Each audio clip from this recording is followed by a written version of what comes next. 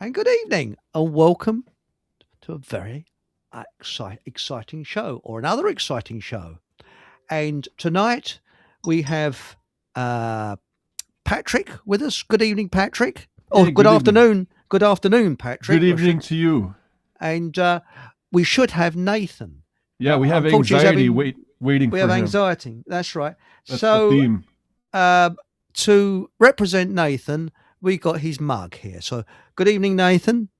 No, he hasn't said much yet, but this isn't. So we'll make out this is Oh, Nathan. he sells that? That's his merch? That's his merch. That's part of his Yeah. merch.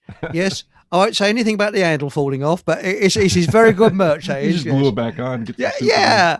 Erudite the bastard. That got it back on. So let's have a look. See who we got in chat, and we can say a few rude things about Nathan. Now he's not on air, can't we? So we've got what we got. We got Enviro 4000.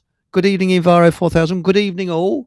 That's right. And as you are the first in chat, you can have the choice of a two finger or one finger salute to a politician or celebrity of your choice. So there we go. Or anybody else for that, mate, you don't like. Um, Now let's see who else we got. We've got this geezer. Don't know who he is. I haven't the foggiest idea. Probably some, I don't know, what they call it, spam. Enviro, Oh, I'll be in yeah, the audience. Sorry, you got a what's that? you got a spammer using your name, huh? It could be, but it's Masquerading. actually me. Yes. Yeah. I'll be in the audience tonight, Chris, if that's okay. A bit under it tonight. Well, I need a note from your parents at least, you know. Wish you better, mate. Let's all wish Enviro 4000 better. He's feeling a bit under the belt weather at the moment. So there we go. You know who could use a two-finger salute is Lord Falkner. Lord Faulkner. Oh, is that the Yeah. one that wants abortions for pregnant women that are at 9 months? Yes. Oh, I think he needs more than that. Yeah, well, he does. He deserves more than that, but yeah. He should be on the island with the rest of the psychos. Definitely. That man is not right in the head. He's No. not to come out with things like that. A woman that's just about to give birth can be euthanized? What on earth is that man on? Is he sort of on something? You know, I don't know. He's probably got too much blackmail with Keir Starmer on him, or Tony Blair for that matter. It Tony could be, Blair's yes. got a lot of guilt could on be. his conscience. Well, as we were talking before, I'll just finish the chat bit. As we were Sure. saying before, we got it. By the way, got Asperger's as Fudge. Yes, he's our cultural attaché. Season's greetings. And what else we got here? We got here. Oh, blimey, got a lot here. Sue Sparkle, evening all. Good evening. We got South Coast Richard. I see that a new movie was released today called Fackham Hall, mostly written by Jimmy Carr. Yes. Yeah, We're I gonna- showed you that. Yeah, They and were working you on did. that for a while. And I For- think they for fucking the us last year. because Yeah, Fackham Hall's been around for a long time. Yeah. Yeah, thanks, mate. You did. And you've also put another platform through. I'd also like to thank Anorak and Christine from Scotland, who have made a very nice contribution to. Really? Yes, this week, and Nice. or last week, if you consider Sunday the first day of the week, and it's much appreciated. Thank you very much. And if you'd like to help with the channel, the Buy Me a Coffee is down below, not in my crutch, but in the description below here, you see. And we've got Mark Anthony, hello mate, hello Mark Anthony, Gristle 08088, evening Eric and all, and also Patrick. We've got Nathan von Yuletide, who's just joining us. I think he hasn't got his camera ready yet. We've got Hey Realists, the Jolly Man, good evening. We've got Matilda, PP5W. Maybe Lord Faulkner can have my donation for a two-finger salute too. All right, mate. To Lord Faulkner. There we go. What a bastard for saying things like that, though. It's terrible, isn't it? Really, that such Yeah. people are alive in this world. Now, good evening, Was it Von Yuletide? I can't read the rest of it. Let's have a look. Nathan Von Yuletide. Yeah, first of all, can you hear me all right? I can hear you all right, but we can't see you. And the ironing board is making his star appearance. And Fred the plant. Jeremy? So Fred the plant the other side. So Jeremy the job for ironing board, is it? Yes. Jeremy the ironing board, that's it. And he's still sitting there looking rather sad in the same location because I haven't ironed anything yet. As can be seen from my grubby scarf. Your cravat. My cravat. I'm going to say what's ironing.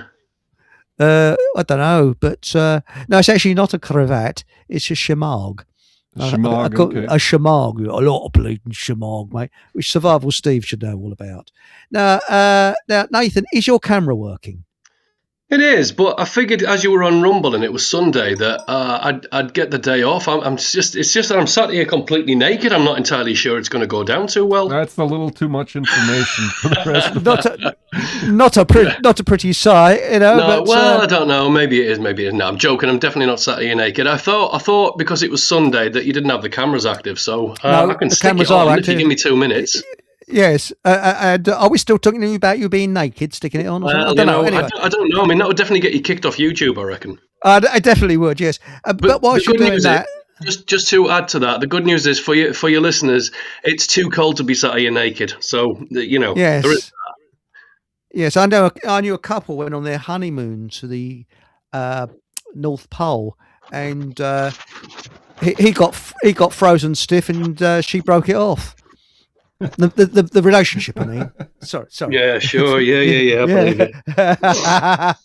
Right, Now, 2 minutes because this is. I need to get the settings sorted, so I'm gonna mute myself while I get the settings sorted. Right, it's just Driving Truth Seeker. What is the show about tonight? Anxiety. And no, it's not about Jeremy Irons, Zembo. No, it's not about him. Whit Woo. Now Richard Jan Blake or whatever. Sorry, I can't read the rest of your name. I'm not very well. I've got the winter flu and struggling to breathe. Oh, I'm sorry to hear that, mate. But Tell found some energy to listen to your fantastic show. Oh, isn't that kind? So I might. Oh, yes, I'll tell him about the cure. Yeah. Okay. So now, and I've actually got backing here that it sort of works. It so does. I was coming down with the cold and the flu, and I did what you told me to do, and I feel much better. Thank you very much. Now, I'm not a doctor, and I was hoping to have Dr. Fleetwood on in the second hour, but for some unknown reason, I haven't seen him. But he might come on. You never know. So, if we all join hands and say, "Are you with us, Dr. Fleetwood?" But no, this is not from him. This is what I heard independently. If you've got signs of a cold, and remember, I'm not a doctor. This is pure amateurism. Get a beaker of warm water and put a very stingy half a teaspoonful of bicarbonate of soda or baking soda, if you're in America, in, and drink that down. Mix it in the warm water. Drink it down, and do it as early as you can when you've got a cold, and do that for every 2 hours on the first day.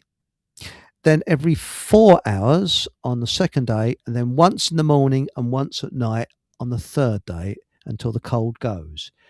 Don't do too much because it acts like shock troops. It's like the Navy SEALs, or the SAS. It comes in and gives you. And the theory behind it is that it turns your body from acidic to alkaline, and a cold can't survive in an alkaline environment.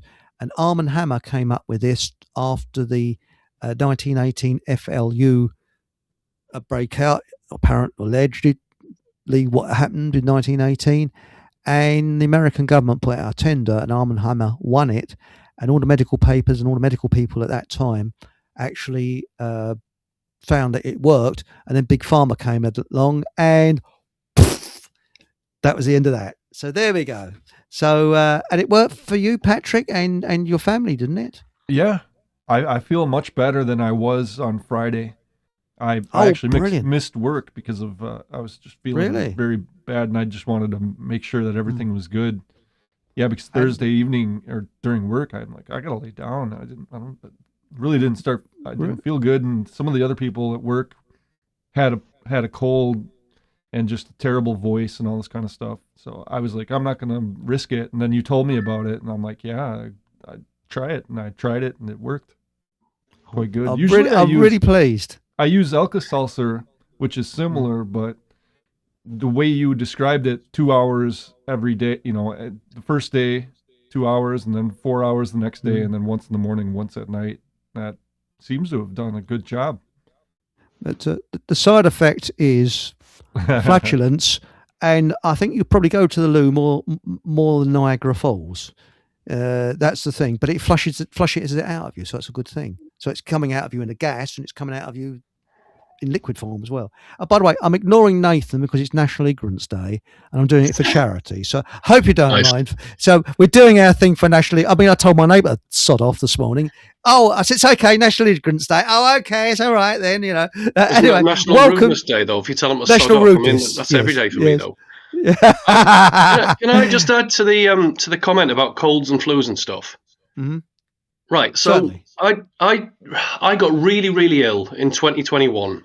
I won't go into the details, but it was bad.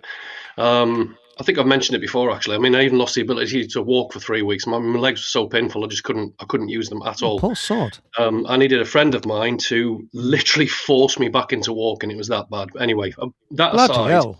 Yeah, it scared me that much. I'm convinced that I faced reality. I'm convinced that I'm not of this place. I came from somewhere else, and it sounds bizarre. But anyway, the illness that I got it scared the shit out of me so much that I vowed never to allow myself to get that ill again.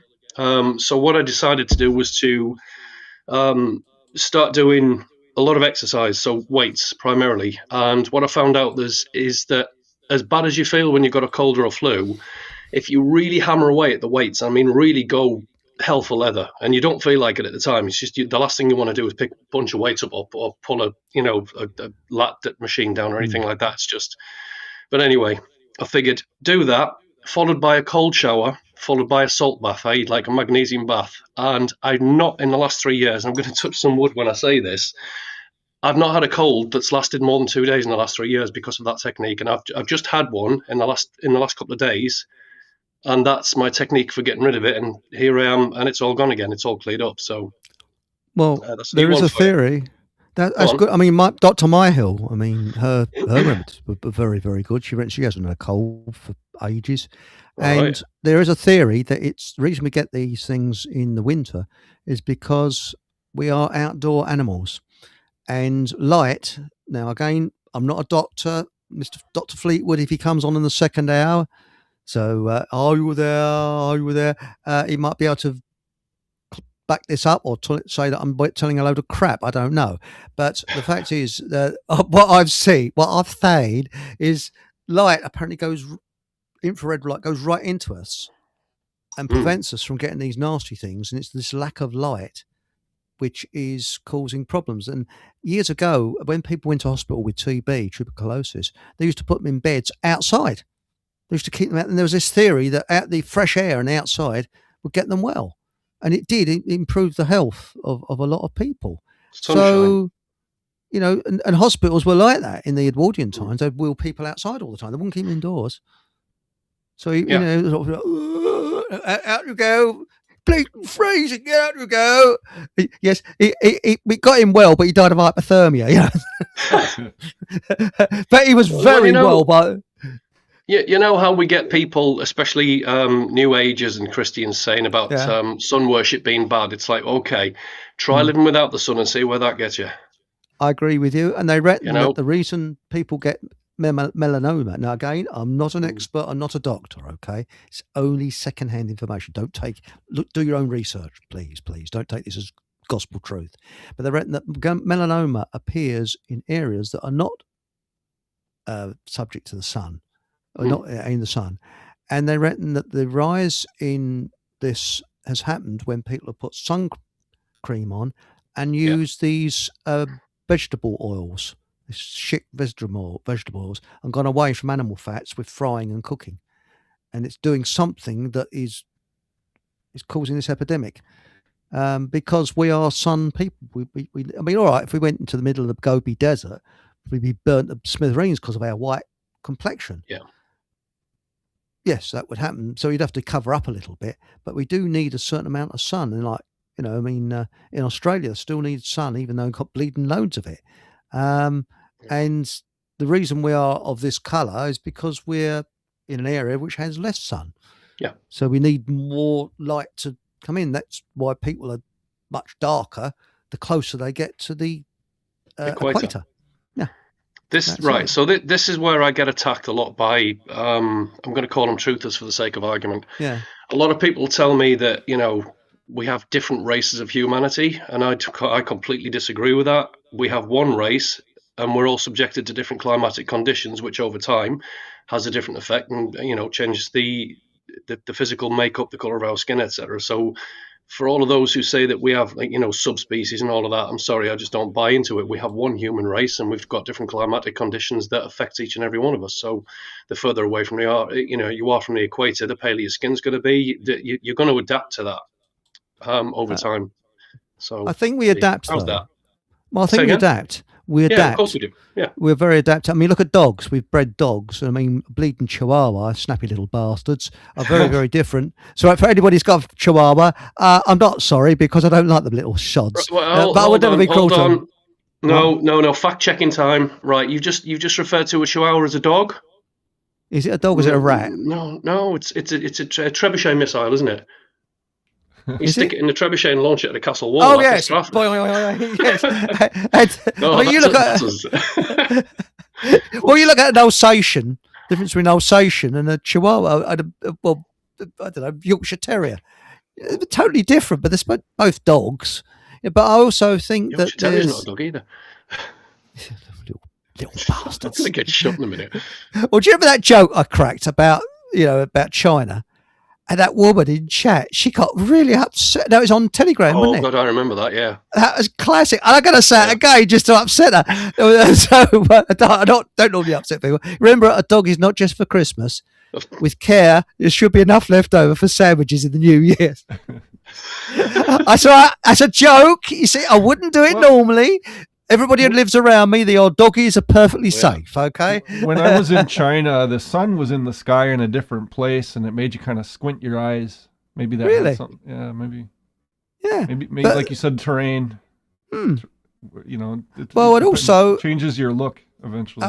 Our environment changes the way we think and the way we react, which we get the different cultures.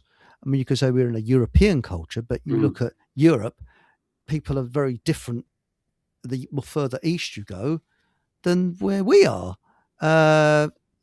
Sorry, not where we are in the east. There's east, west Europe. There's different south and things like that. The Mediterranean is a different culture to where it's much colder up near the North Sea and places like that. And I believe in respecting people's culture and differences in that way. That was gorgeous. Yes, what she say? What was Alice Gorgeous say? Oh, hang on, was it? Brutes. Oh, she hasn't taken my. Where are we? Got Barefoot Forager. Is she above Barefoot Forager? It's the newest one. Oh, is it the newest one? I don't know, I don't know how this chat is on here, so it's all over the place. Anyway. New cadgers are all about sun worship and moon worship. Fake and gay, in my opinion. Right, let's go to Alice Gorgeous. Hang on. Hold on. Stop being doggish, you brutes. I've got to answer that one because I'm technically a sun worshipper because, it kind of gives us light and life and, heat and food and growth. And without it, we're a bit dead, aren't we? So I'm definitely a sun worshipper, as I think most Christians are without realizing it.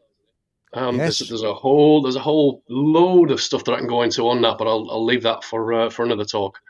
I love the sun, and TLB we said Nathan in the right district again, in the red light district again. No, you thought we was going to talk about Tartaria, didn't you? Tartaria. Oh, good Lord! Sorry, it's a terrible one. That one is. No, bloody. The thing is, right. I've had a few comments about the red wall, right? So I've got another room in there, which I've got it all nice and decked out for my laptop and stuff. But today I've just had to come back in here for now. So Next time I'm on a podcast, you'll see the other room, and it's not red. Well, okay, not all of it. It's a different red. Envo 4000, Virus 4000, which is Anorak, said, I went to the zoo the How many bloody names has he got? So this is crazy me out. This is. I went to the zoo the other week, which only had one dog in one cage. When I asked the zookeeper, he said it was a Shih Tzu. So. Nope. We're not doing that. Nope. Right, now we're going to talk about anxiety. And shocking. Now, I don't know how much you want to say about it, but I've said this before in the past. I suffer from, or did suffer, although I still do, but not as bad as I did, from anxiety problems. And to call it, increase the light 2 minutes. To call it hell would be an understatement, but I don't want sympathy, and I don't want people going, oh, I hate self-pity. So no, because it's a positive thing. Everything we have is a positive, and it's made me see things in different ways and things like that. And the thing with anxiety, it can be brought on by all kinds of things.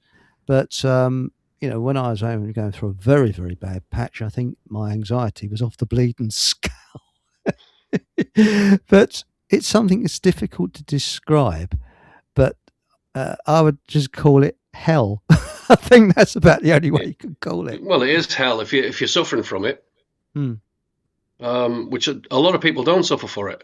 And I think it stems from kind of trauma in childhood and things like that. That if you've been subjected to a brutal experience or a traumatic experience, you're going to develop anxiety as a natural defense mechanism to give you like a warning of all potential dangers. And if you have that much trauma, or at least in my case, you're just constantly on the lookout for things going wrong, or people doing things that you'd rather them not do. It's horrible. It's like being it holds you back. Alert. It's hyper. It holds you back. But do you find it holds you back in life? Yeah, massively. And the other thing is that you have to be so strict with yourself that is the good part that comes out with it. Because I've noticed that people who have high anxiety problems tend to be extremely self-proficient and strict on themselves. I'm going to do something, you do it, because you're not going to let the bastard take over. That's the thing. But I think us two had a very similar childhood. But I think that what happened to me about 3 years ago was one of the best things that's ever happened to me, because I had a mild shock which brought out something that had been festering inside of me for donkey's years. Yeah. And it had been like a volcano. It had just been festering and festering and festering. And I got high blood pressure, festering. I was getting anxiety off the scale. And then suddenly, boom. But the trouble is that mental illness is a taboo subject. And people don't realise that you can have as many different types of mental illness as you can, say, physical illnesses in many ways. For example, everybody has been subjected to mental illness, and that is losing your temper. If you lose your temper, you're for a moment you are mentally ill because you've lost your temper, because you've lost control of your body. So that's it. But what gets me though is how people think that if someone's gone through a bad stage and then they're cured, that the bad stage went through is like they're like that all the time, because that is the way children think in a playground. And this is the point that we're getting to, is how immature society has got due to spoiled kid syndrome. Because children in a playground, if there's a child that has, say, a mental problem, could be a mild one, they will pick on that child and make that child's life a misery because they lack the wisdom to understand what that child is going through. And I've worked with people that have had mental problems, and the first time I experienced it was when I first started work. And the people where I worked, a lot of them have been through World War II. Yes, I am. No, it wasn't during World War II. I'm not that old. And they were responsible people. And when this chap, what happened, a lot of illness, you revert back to a teenage time, stroppiness. You revert back to childhood because your body sort of goes into a kind of a mode. And this fellow was really pretty, he's causing trouble, things like that. I can't remember whether he was taken away by him or whether he just was off for 3 weeks. I think he was off for about 3 or 4 weeks, and his wife phoned in and said, when he came back, we didn't shun him. We didn't say, oh, you've been horrible. No, because we realised he's had an illness, he'd been cured, and he's a nice bloke, and we took into consideration what he was like before. Now, if we were all children, we'd only take on when that person was ill and wouldn't look at before. And then there was another chap later on, and 2 other people that had gone out of their minds. And again, when they came back to work, we was all very kind to them because there are people around who were mature, not childish, mature minds, because we knew that this person was a very nice person, but his mind had gone for a little while. He'd gone back to reverted childhood, but now he's been cured, so he's okay. Is this what you found, Nathan? I think people can't relate to it. But but equally, there's a balance there, because if you go too soft on somebody, they're gonna fall into victim mode, right? So they're just going to adopt that as a way of being, and then it's going to be. I saw that truth. Stephen Truth Seeker. Yeah, I know. Yeah, slaughtered the walls. So for people who haven't been through it, for people who can't relate to it, it's just like, well, why can't you do that? Or, well, what's wrong with you? Well, you've never had the experiences I've had, so I'm telling you, you're not going to relate to it. So what I found is you've got those that are completely just closed-minded, and others that are a little bit too soft. So there's got to be a balance there. It's like you're not going to recover from any kind of trauma or anxiety by a soft approach. You've got to have a bit of tough love thrown in there as well. So but I was lucky. I got the help I got the best help I could possibly wish to have. So I was really bloody lucky. Poor old who is it? Oh yeah, Stephen Truth Seeker said, I suffer from it, so you must have had a traumatic time in your life, or something. Is the wall triggering him too much? Is it freaking it out? Is it freaking you out, mate? Little tip: we're all different. I'm not a doctor. I'm not qualified, but a little tip: change your diet. Change what? Change your diet. Somebody told me a couple of years back, jalapenos, because the spice because it creates a short synaptic pain on your tongue or in your mouth. It helps with anxiety and depression. It's kind of like it's a quick, I guess, psychosomatic diversion maybe, where it's just like bang. So anything spicy, I think, could potentially do the change. Do the, but I don't know, chili tinctures, for example. That's right, but keep away from the carbohydrates. Now, again, I'm not a doctor. It suited me. It may not suit someone else. I mean, I'm on a keto diet. You're frozen, mate. Have I really? Pull back. Yeah. I don't see it. It must be on your end. Yes, there's something wrong up your end. It's like Ted Ray. No. Have you ever heard of a comedian called Ted Ray? Is long before your time, but and there's this big before they went on air, they had this big sort of lunch, and someone shouted, "Any sandwiches up your end, Ted?" He said, "I sincerely hope not. It'd be very uncomfortable." I mean, it wasn't going to be long until you brought them out. Yeah. Yes, but this is the thing. Anxiety, we're living in a world of anxiety now. Everything is to bring us anxiety. Have you noticed that? Because it's to keep Russia will attack us. Fear constantly. If you keep people in a state of fear, they're easier to control, which is why they do it. I mean, if you think about it, religion keeps you anxiety, politics keeps you in anxiety, the media keeps you in anxiety, your job, your finances, money, debt, all of that is anxiety, and all of that is therefore fear, which, keeps you held down, and it keeps you a slave to the system. So everyone can relate. Anxiety in itself, isn't that just fear of the future? Isn't that sort of like a fear of anything happening from this moment on? I mean, that's basically what anxiety is, Well, Barefoot Forager says everyone can relate to it. Everyone has been through it. It's just shameful to talk about it. That's not fair. I disagray with that. I disagree. I think that's very cruel. I disagree with that because I've known a fair few people, especially in the last couple of years, they just don't get it. They don't understand why things hold you back and stuff like that. And it's just it's like a complete disconnect there. So that is complete misunderstanding. That is. Yes, I mean, unless you've been through. I mean, to be fair, everybody has anxiety to a certain point. That's a human condition. Fight or flee or fight. Yeah. That's everybody has that. But it's when it's with you 24/7 for years and years and years and years and years, and also you get emotional build up inside from what's happened. Some shock, call it post-traumatic stress disorder, maybe, which has these type of things, but. Again, I was lucky, and I don't want I hate self-pity, but I was bloody lucky. And it's one of the best things that ever happened. And the thing is that I think maybe with yourself, Nathan, you might have something inside it's like a volcano, and one day it'll come out. Yeah, I've got quite the explosive temper, unfortunately. No, but it'll come out when you least expect it. But it'll just be a slow build-up. Because I now realise that it can be, can be. Yeah. Now, Stephen Truthseeker said, "I'm sorry if I've missed anybody here because you're coming in thick and fast with the.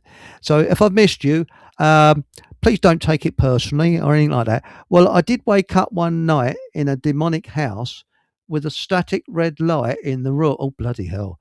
And was trapped in the bedroom with no door, just walls. What's similar to what Nathan's got." Where he is at the moment. No. There's a door. There's like, there you go, bookshelf, and some blue walls. There you go, and some more blue walls. There you go. It's just the angle I've got to tell you, because I used to have bookcases there. So, but the books on them were getting sun bleached, so I shifted them. So there you go. Now Matilda's very, very, very brave here. I hate heights, so bungee jumped, and jumped out of a plane. At 14,000 feet, on a bungee rope? Must have been. So you get near the ground without a parachute, come back and hit the tailplane. I can confirm for certainty, I really, really hate heights. Yeah, so do I. If you hate heights, what? I mean, it's crazy. I mean, I wouldn't bungee jump. I'd jump out of a plane if there was a parachute attached to it, but I wouldn't bungee jump because I'm always afraid that the string would just completely snap, and I know there's so many things that could go wrong with that. Jumping out of a plane, on the other hand, I could do that. Well, I suffer from a disease when I get up high. It's called cowardice. Well, again, cowardice. What is that? What is people talk about cowardice. Cowardice is fear of change. It's a fear of dealing with problems, isn't it? So. There you go. It's anxiety. Cowardice is anxiety, but it's just been remodeled as a you choose that as opposed to facing up to your fears. So you're choosing to be in a state of fear and anxiety rather than taking risks and embracing change. I couldn't be a steeplejack. I'd be the world's worst steeplejack. I could only knock down chimneys 6 foot high. That would be it, roughly. The strategy of tension is what the government is using against their populace. And talking about that, I got some toilet paper through the letterbox. I was talking to Patrick about this earlier.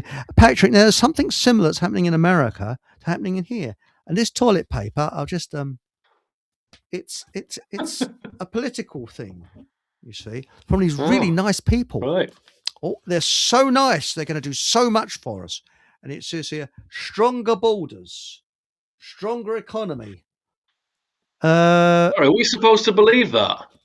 And it said here... So hold on. Stronger borders and stronger economy by the people who are opening the borders to everyone, whilst at the same time blocking right to live in the UK to those who are coming through legally, which is a bit of an oxymoron, isn't it, really?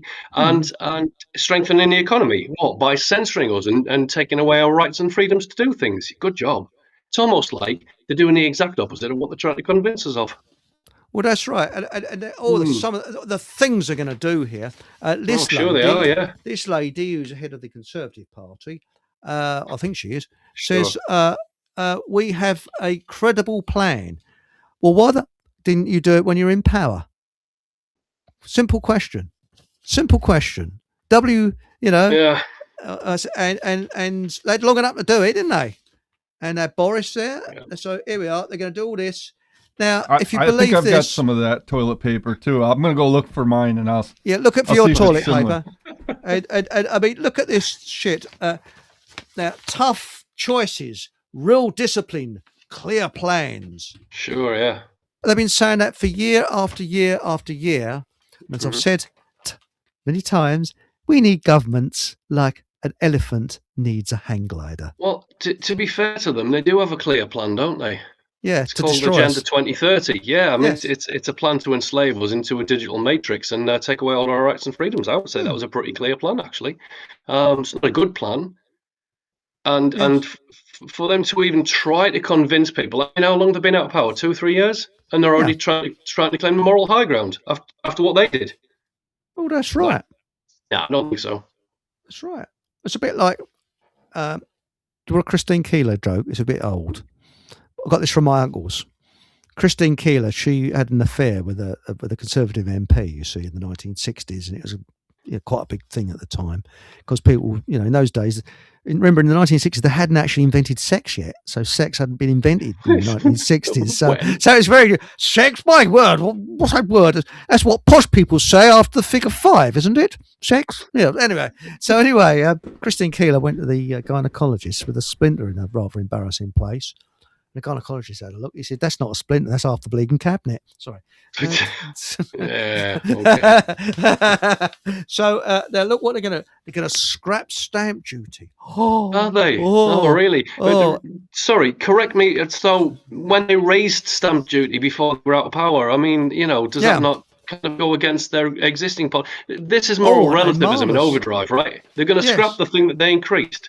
They're going to impoverish the nation, and then as soon as the next party comes in, they're going to be like, "Oh, well, we wouldn't do it. We wouldn't do it now because you did it." That's right. And look what they're going to do. They're going to cut your electricity bills by 20%. Well, it's funny that because they inflated them by 75% 5 years ago. So, and 10,000 extra police on the streets. Wow, more order following morons that are going to bring in a tyranny. Amazing, what isn't could it? possibly go wrong?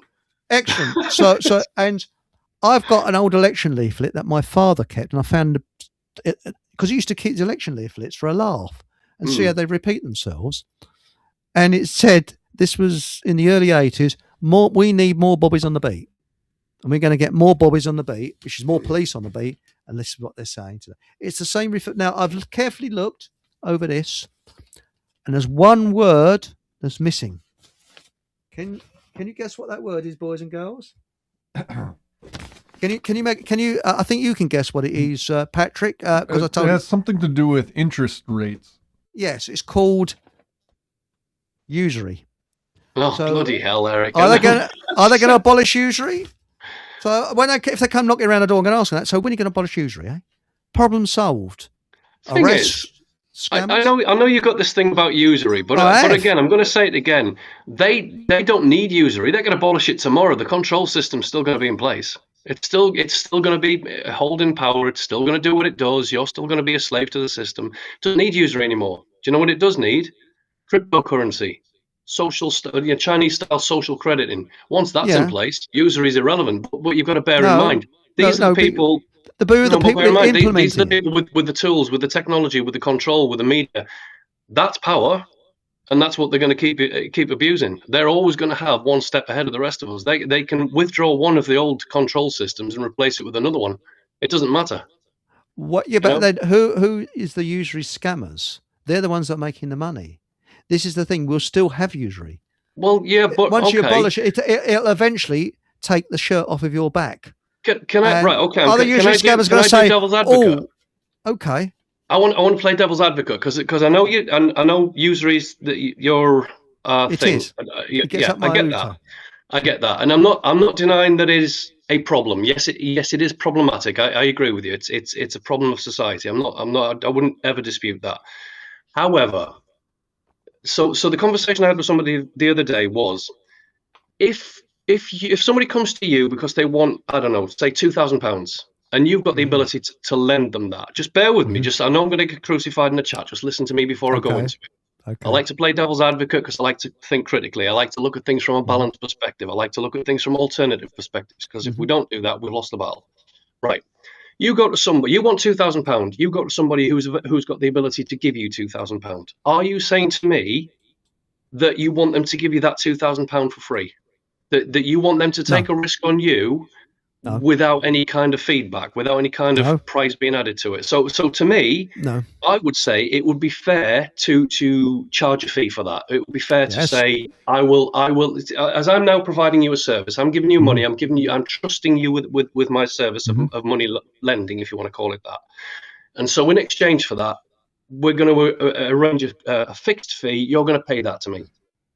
And if you don't pay me the money back, then we deal with it in whatever way comes. So that to me is a more fair way of dealing with, I don't know, financial exchanges, loans, insurance, and things like that. So I agree with you. Usury is a bit of a problem. I'm going to say I don't think it is the problem. I know it's not the problem. It's not the major problem in the world, you know. But if you so DJ Dieter summed it up.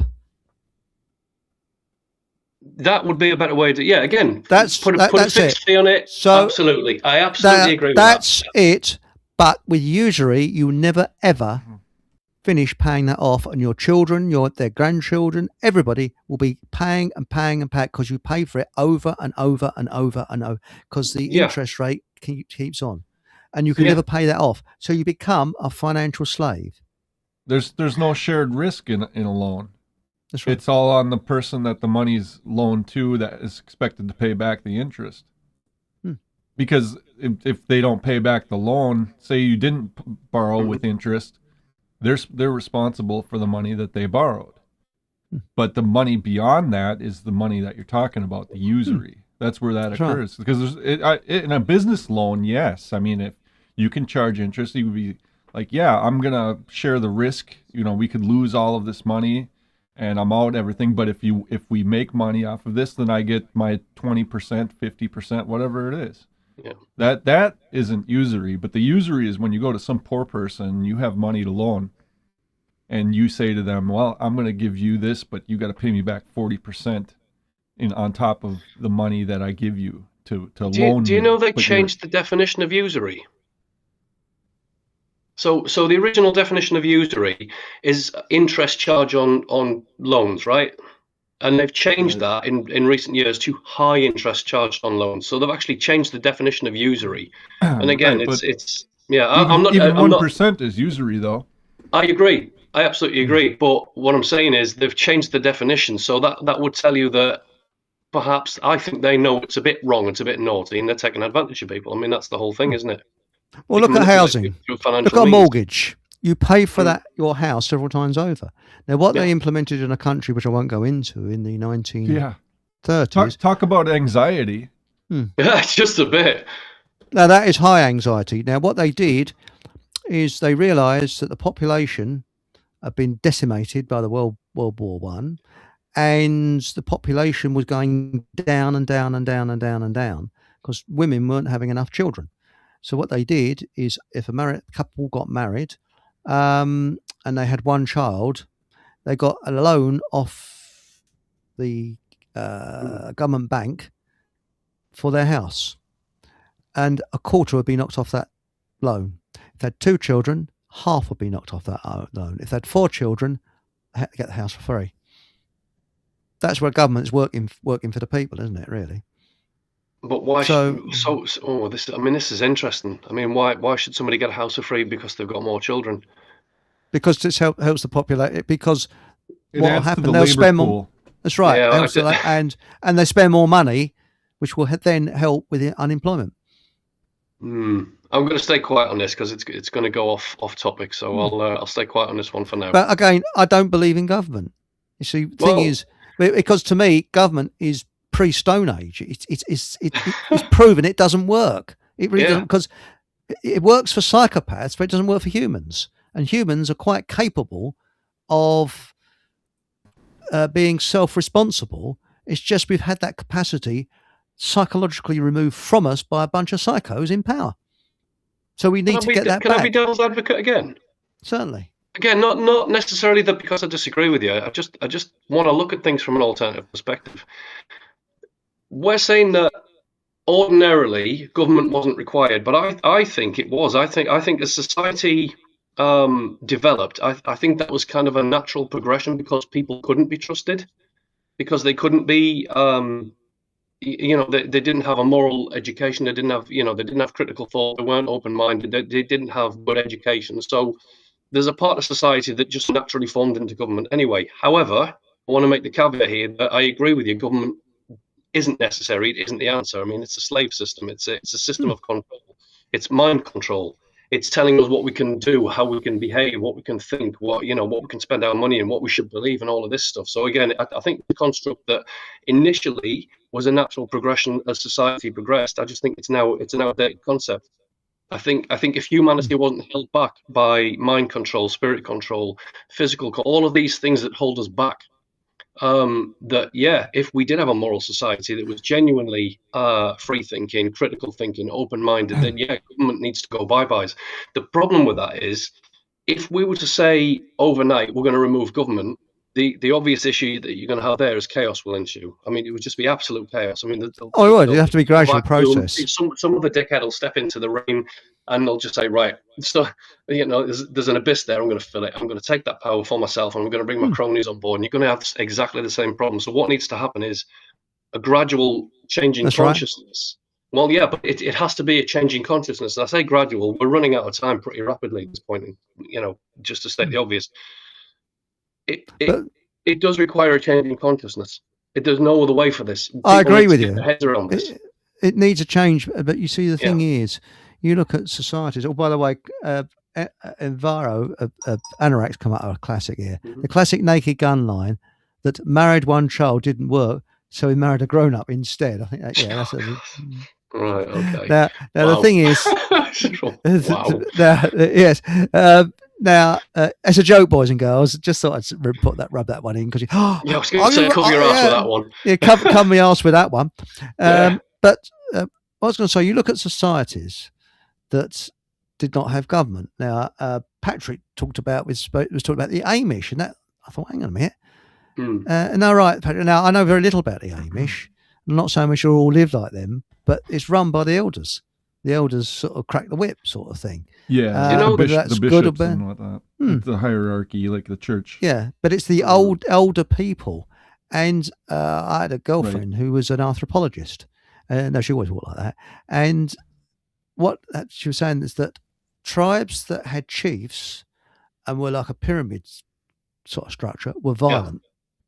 Generally, tribes that don't have chiefs and just sort of get advice from their elders are generally the more peaceful ones, because there's no real sort of, it's not like communism. It's just sort of, What about things like the Mongols and the Huns that didn't have that kind of command structure? They had a tribal chief, which was then split into generals for the armies, but they didn't have any central government. They just basically they had one settlement and then they spread out like wildfire, and they were amongst the most violent people that we've ever come across.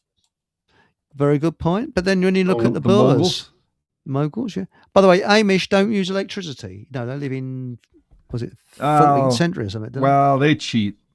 I'll tell you, they cheat. They're not opposed to it when you provide it to them. Yes. The other thing about the Amish as well, and again, this is not necessarily a criticism, but because they work like Trojans, I mean, they really, really are like work focused. From what I understand, they'll spend all of their life fixing things, building things, contributing to their society. And unfortunately, with that comes an early, what am I trying to say? They die young as a consequence. So when we talk about the Amish elders, well, we're talking about 40-year-olds, which is quite frightening, really. But they've got a good work ethic. I don't know so much about that. And regarding electricity, usually when they buy a house here, they take out all of the electric in the house. They tear down the walls, strip it all out. So they do live without electricity. Yeah, I'm saying they cheat sometimes, meaning that they'll use a tractor. I've seen them. I've been out to their places, their farms. What about buttons? Apparently they don't like buttons, do they? They don't believe in buttoning things up. Seriously, there's something about there's some sort of superstition. Paid too close attention. They probably don't. I don't think I've ever really seen buttons on them. Well, next time you see an Amish, look down at bloke's flies and say, "Excuse me, do you have buttons there or not?" No. No, perhaps I wouldn't advise that. No.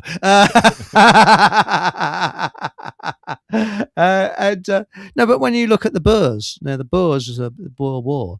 They worked in groups of threes, and they didn't really have a command structure as such. The attitude was, we going to attack the British. Sorry, it's a little bit of a South African accent. Tomorrow night, are you coming along, George? Now I've got to milk the cows. I'll send Bert along. It was a bit like that. Yeah, the Boers were so good that they were beating the crap out of the most modern army in the world at that time, which was the British Army. And the British Army had to implement a scorched earth policy in 1901, 1902.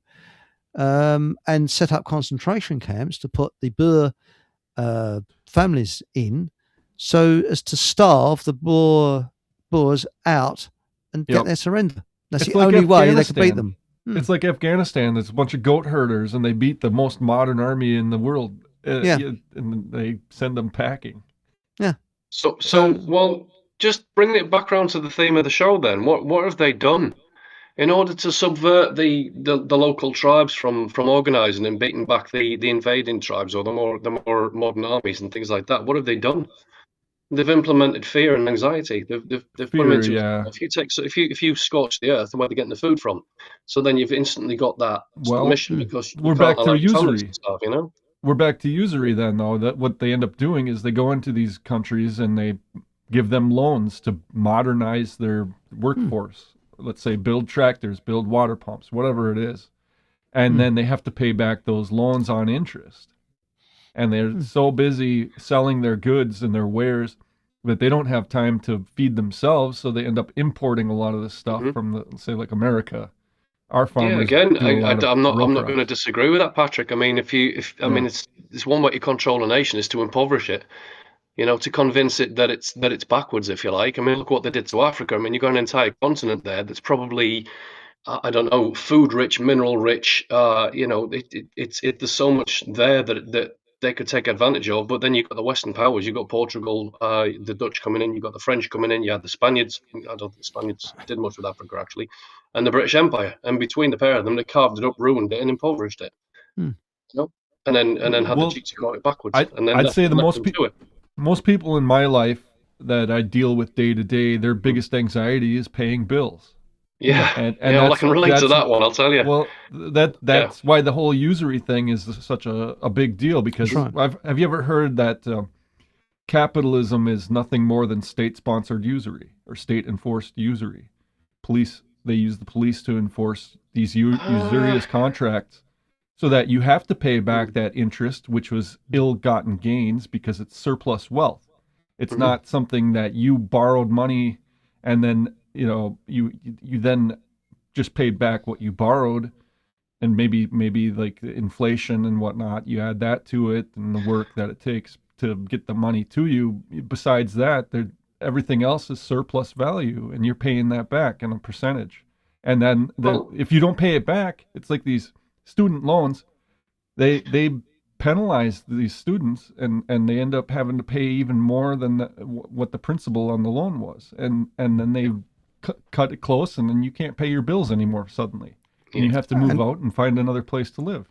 And also, look at just 2 minutes, just in line with that, Patrick. I mean, if you look at charities, a lot of these charities that have been set up, to help the people of the impoverished countries. I mean, their money goes direct to their bank accounts to pay off the interest, right? I mean, so these charities that are like, I don't want to name any in particular because I don't want to, be accused of libel or anything like that. But let's say, poor man's charity, the Blue Cross, for example. I don't know, Blue Cross, Green, whatever. Let's go for that. And then so they're taking all this money for, say, Angola or something like that.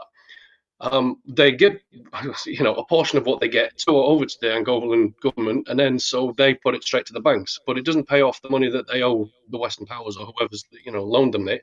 It goes towards paying off the interest, which is constantly being inflated, and therefore they're never going to get out of it. Again, just to reiterate, I don't disagree that usury is a problem. I'm not trying to defend it in the slightest. It's not the problem. I think it is, in society, but it is a massive issue. It is. I mean, Blu-ray has said here, Blu-ray 1444. I thought Poland after the war. No, actually, it was when the Berlin Wall came down. worked okay with not having a government. That's right. It didn't have a government when the Berlin Wall came down. It went a couple of years without one. And the Polish people, if there's any Polish in tonight, please say, that was the best time of their lives. Businesses could open up. You didn't have legislation. You didn't have bureaucracy. Yeah. Things worked. A similar happened in Argentina when it went bankrupt. So I don't know anything about this. So can I ask a question in relation to that then? So I mean, did they not have any kind of authority in place at all, or I mean, how did that work? Because I don't know anything about that, so I can't really comment. I'm trying to look into it, and I haven't found that much out because I haven't really spent much time looking into it. Well, I would imagine that most Poles are Catholics, and they would go by their moral teaching of how you treat your neighbor as yourself. Right. And that's an interesting one, isn't it? Go after, if someone did do some harm to somebody, I'm sure they'd get together and do something about it. I'm sure. Yeah, but I don't doubt they'd let just murderers and rapists run free. Well, that's right. Do whatever they want. There'd be a group of people that said, "Hey, this happened. Let's go do something about it." So, and that wouldn't be a vigilante type thing at all. I mean, it would be keeping justice if there was no police other than those people. Moral respect for yourself and those around you. I mean, we have been subjected to social engineers for at least 80 years or more. And these social engineers have got a lot to answer for. And what they've done, back to anxiety, they've created an anxious society that's so anxious it can't see how its culture is being destroyed in front of its nose. And a big part of that is property rights. That's right. And I think a big solution to it would be having more people own property, not less property. Because usually what happens, the rich people end up gobbling up all the good estates and the good land, and then they give a pittance to the people below them. And what it should be is more people own property. Not so much that the state gets more property and then just divides things. I agree with you. Give people a better ability to own property. The poor peasant farmer should have property that he can call his own, that he can protect, and he can. Well, if you look at mortgages compared to renting, I mean, people are getting fleeced on rents because the ones who've got the mortgages on the properties, they can charge extortionate, rents and things like that. There's the usury again, though. Because then they apply that to the rent. It could be, yeah. I mean, but again, if everyone could afford their own property, I would say that in itself would be a massive solution to a lot of problems. I mean, I can't afford my own property. There's no, No, they priced you out the market. I mean, I believe that property should be the price of a car, and it can be. That's the thing. There isn't a shortage. There isn't a shortage at all. Some cars are worth more than houses these days, mate. That's right. Well, yeah, but if you want a big manor house, fine. I mean, Alice Gorgeous has come up with something interesting. She said, Nathan, my aunt did nursing in Zambia for 17 years. Oh, bless her. Even when she retired back home, she still sent money back to her African staff. She loved them. That's right. That's right. And I think that we can all help each other in this way. This is what we're going to do. They will say, for instance, if you were going to buy a house and you saw, or there was like a young couple that needed money to buy a house, and you had a bunch of wealthy people, maybe elderly people even that had some surplus wealth, they could, instead of having them go to a bank and apply for interest on a loan, be able to just borrow money from somebody, whether it's family, friends, whatever it is, and just pay them back the loan that they took out, however long it takes. That's a solution. That's right. But you look at what government has imposed upon us, that they've got a foreign culture, which I've got nothing against foreign cultures, and imposed military-aged men coming over in rubber dinghies on us, deliberately to cause anxiety, deliberately. Well, it's to destabilise the country, isn't it? It's to create an atmosphere of fear because you don't know who your neighbour is now. You don't know who you're getting on a bus with. Look at the misery suddenly there's attacks on trains and things like that. Well, then who's the first scapegoat to blame? It's like, oh, well, the minority's coming in. But then that's just creating a fear of, But why do we need this? We don't need this. But correct. That's exactly what they're doing. Now, those poor sods, if they've got nothing and they're ordered, they're given a carrot in front of them and saying, come to Britain, it's lovely. You can't blame them for doing that. What we should be doing is, if we didn't have a government, we would be helping those people it's like the lifeboat idea. You're in a lifeboat and you see some poor sod drowning. You're going to put your hand down and you're going to lift them up, put them in your lifeboat, or you put your hand down, lift them up, see it's Keir Starmer, and then push him straight back in again. You know? That's the thing. You know, but no, joking aside, I wouldn't.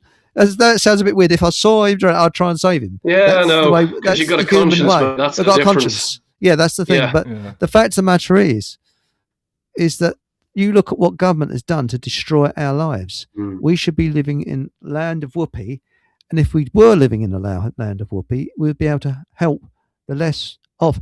And what people don't understand is that capitalism's ultimate goal is communism, but free enterprise is very different, and that's free enterprise is what that I passionately believe in.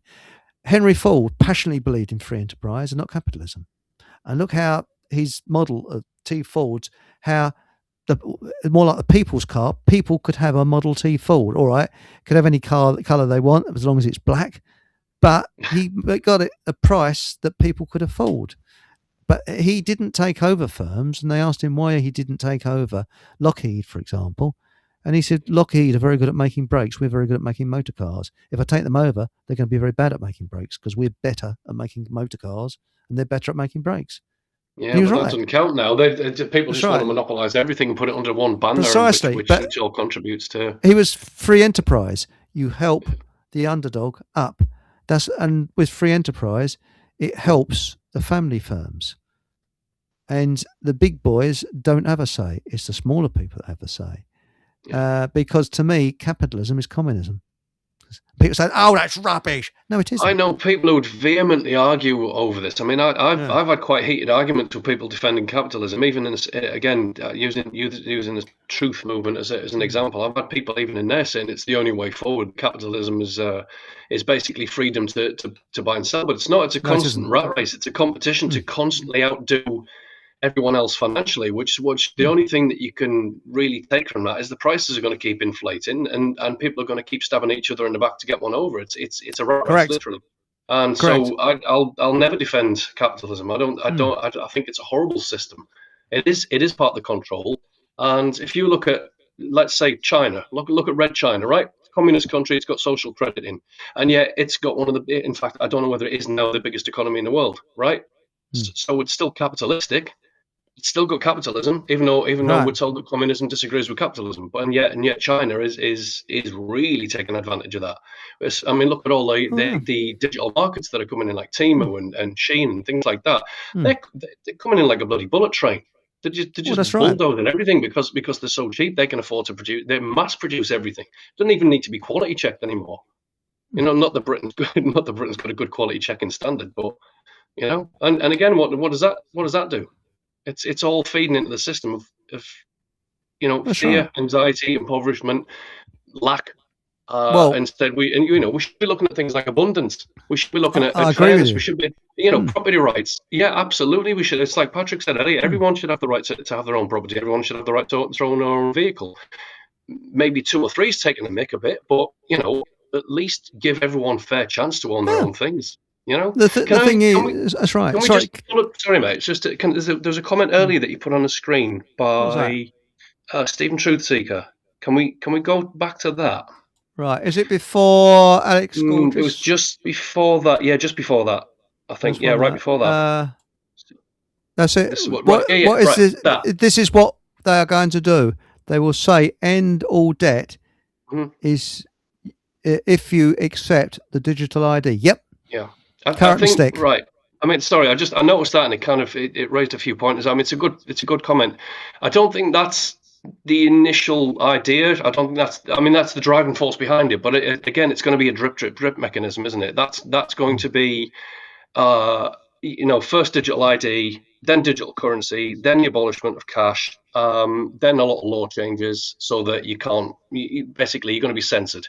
So if you go looking for censored content, or if you say something you're not allowed to say, you're going to get penalised for that. It's operant conditioning on steroids, right? That's what they're going to bring in with this. Yeah. And so once they have their digital currency, their digital ID, their digital grid, their digital behaviour, their digital media, their digital AI-produced shite that is now everywhere, you can't avoid it. It's doing you thinking. It's exactly as David Icke said years ago. Once the AI is in place, it'll do your thinking for you. And once you've done that, you're basically obsolete as a species. Well, you're right. We're allowing our digital prison to dictate our behaviors, our thoughts, which is why I'm absolutely loath to use anything AI. I know it would make life easier. I know it would provide me with solutions. I get that.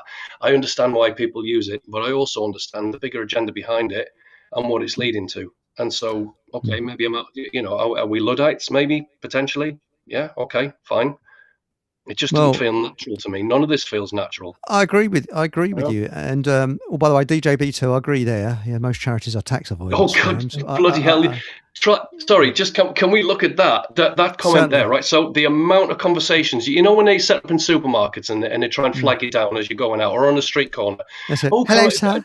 Yeah, how are you today? Or even worse, when you pay by card and they've got this little thing on the screen which says press no to not donate or green to donate to a charity. How dare you presume to put me on the spot to make me feel guilty? I know that's their idea. It's like organ donations on your driver's license. Yeah.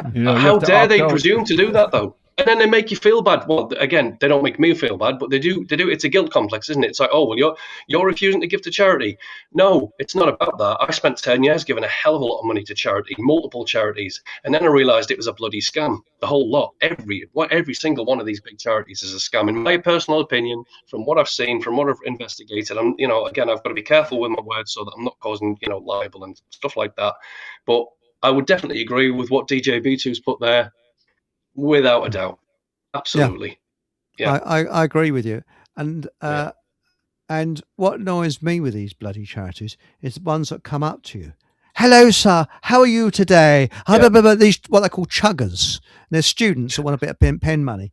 And I had this French bloke come up to me, a year or two back. Hello, monsieur. Do you like animals? I said, I love eating animals, yes. And I went deliberately. He said, no, we want to save the whales. I haven't had a whale steak. Are they very nice? I don't know. Yes, I eat them a lot. I just wanted to give up. He's looking at me, he's thinking, "You bloody cannibal!" Sorry. Well, one of the charitable. I did used to give to a lot of animal charities for wildlife and preservation of nature and stuff like that. I won't mention any in particular. And it was a really strong conviction of mine. I wanted to feel as if I was contributing to something. But year on year, they'd tell us, "Oh, this species is in decline. Oh, these forests are being removed but at this rate every day." And it's a constant influx of, bad things are happening over there. We need more money. Well, okay, then you've been taking money for how many years? And there's been no improvement. Well, that tells me that your charity's not working as designed. So maybe you should change your tactics. I don't think it's worth it. Because if all these charities were effective, they probably wouldn't still exist. They'd get the job done and move on. And yet they never do they? Well, precisely. No charity has ever. I don't know of any charity that's started because it solved the problem it's set up to solve. Exactly. Or it allows it to I'm not even drunk. Proliferate. There you go. How's that? It's not proliferate. Oh Christ! I'm going to shut up. But it does. It allows the problem to persist. And it makes it worse. It builds upon it. And what is it? And what is it doing? Again, going back to the theme of the show, it's playing on people's fears and anxieties. With me, I didn't want to see species exist, and I don't want to see forests getting chopped down all over the place. I don't want to see forests getting burnt down. I don't want to see mass urbanization everywhere. So to me, it's like, oh well, I've got the conviction. I can't stop it personally, but I can give money to somebody who's already got something in motion. Yeah. So that's a fear play. That's I'm worried about the future. I'm worried about a certain issue. Therefore, I give money and impoverish myself because otherwise I'm dealing with guilt. They're going to give you a guilt complex. And where's it going? It's going straight to the banks. I agree. There's never. It is a massive scam. It's all. And a lot of these big charities, I work with a chappie, a fellow contract chap, who there's a charity, I won't mention it, but it had a lot of property. And it needed architects and engineers, because it had a lot of property, industrial property and commercial property. And he went along, he was going to do I think 6 months contract with this. I can't remember the length of time, but anyway, it's a contract. And he went along and he said he couldn't believe it. He said, in the car park, there's all these plush BMWs, there's all these sort of, all suits walking around and plush carpet. You'd think he was in the bleeding Ritz Hotel. And that was a charity. It's always pleading poverty. Give some more. Funny though, isn't it? Yes. And But no, it really gets up my ooter with a lot of these charities. And it's like there was a Red Cross bloke outside a shop once. Excuse me, sir, do you know how to resuscitate a person and all this, that, and the other? I said, no, I'm mean, actually. I just ignore them. Supposing it was your... So I thought, well, I like to do that just to wind them up. Yeah, just do it with a sort of smile on my face. And what do you give to this charity? No, I'm ignorant. Well, the thing is, I just say, no, I'm ignorant. So I'm too ignorant to give you money. Yeah, but you're not. This is the thing. You're not ignorant. Well, I know you're saying it to get them off your case, but a couple of things there. If charities did work, if they genuinely did have the money and they did make improvements to to whatever cause they're standing for, all right, I'm happy to give you what little amount of money I've got, because it makes me feel valuable. It makes me feel like I'm committing to something bigger than myself that I'm not able to control on a personal basis. All right, I'm happy to do that. I would gladly do that. But they don't, that's not an issue. Secondly, you mentioned a certain Red Cross there, which also would resemble the flag of a certain country in the middle of Europe that is, let's say, Red Shield controlled to the core. And I have been told by Freemasons that is the only. I know. I'm not a Freemason, but I do have conversations with people. And apparently, the Red Cross is their own charity. Again, I've not double checked this. So if I'm wrong, I apologize. But I've been told that the Red Cross is basically their own charity, and that's the one that they will always give to. So whenever they have lodge funds and things like that for smaller charities, the bigger charitable donations will always go to the Red Cross. And again, please feel free to I'm going to use the word fact check. That's going to trigger people, but this is only what I've been told. I've not done the background, so it could be bollocks. But there you go. Do you know how a Mason becomes an ex-Mason? They stop paying their lodge dues. Because every Mason's obliged to pay a percentage of lodge dues, and the moment they do that, they're like a non-person entity to the rest of the group. Yeah, not being excommunicated or something. I don't know. It's like excommunication. Excommunicated. Well, yeah. I mean, yeah. Okay, I won't get started on that one. But I was also, again, take this with a pinch of salt. It's just what I was told by somebody from a different fraternity, not a Freemason, that. He used to hate the Freemasons because he said that they were communistic, that they used to basically compile all their like collective money when the lodge opens. They'd pile in all their incomes into sort of like the middle of the table kind of thing, and then they'd divide it up equally. Again, it's just what I've been told. I don't know if it's true or false, but it's interesting. It's interesting that this guy, he's dead now actually, referred to them as a communist regime, which.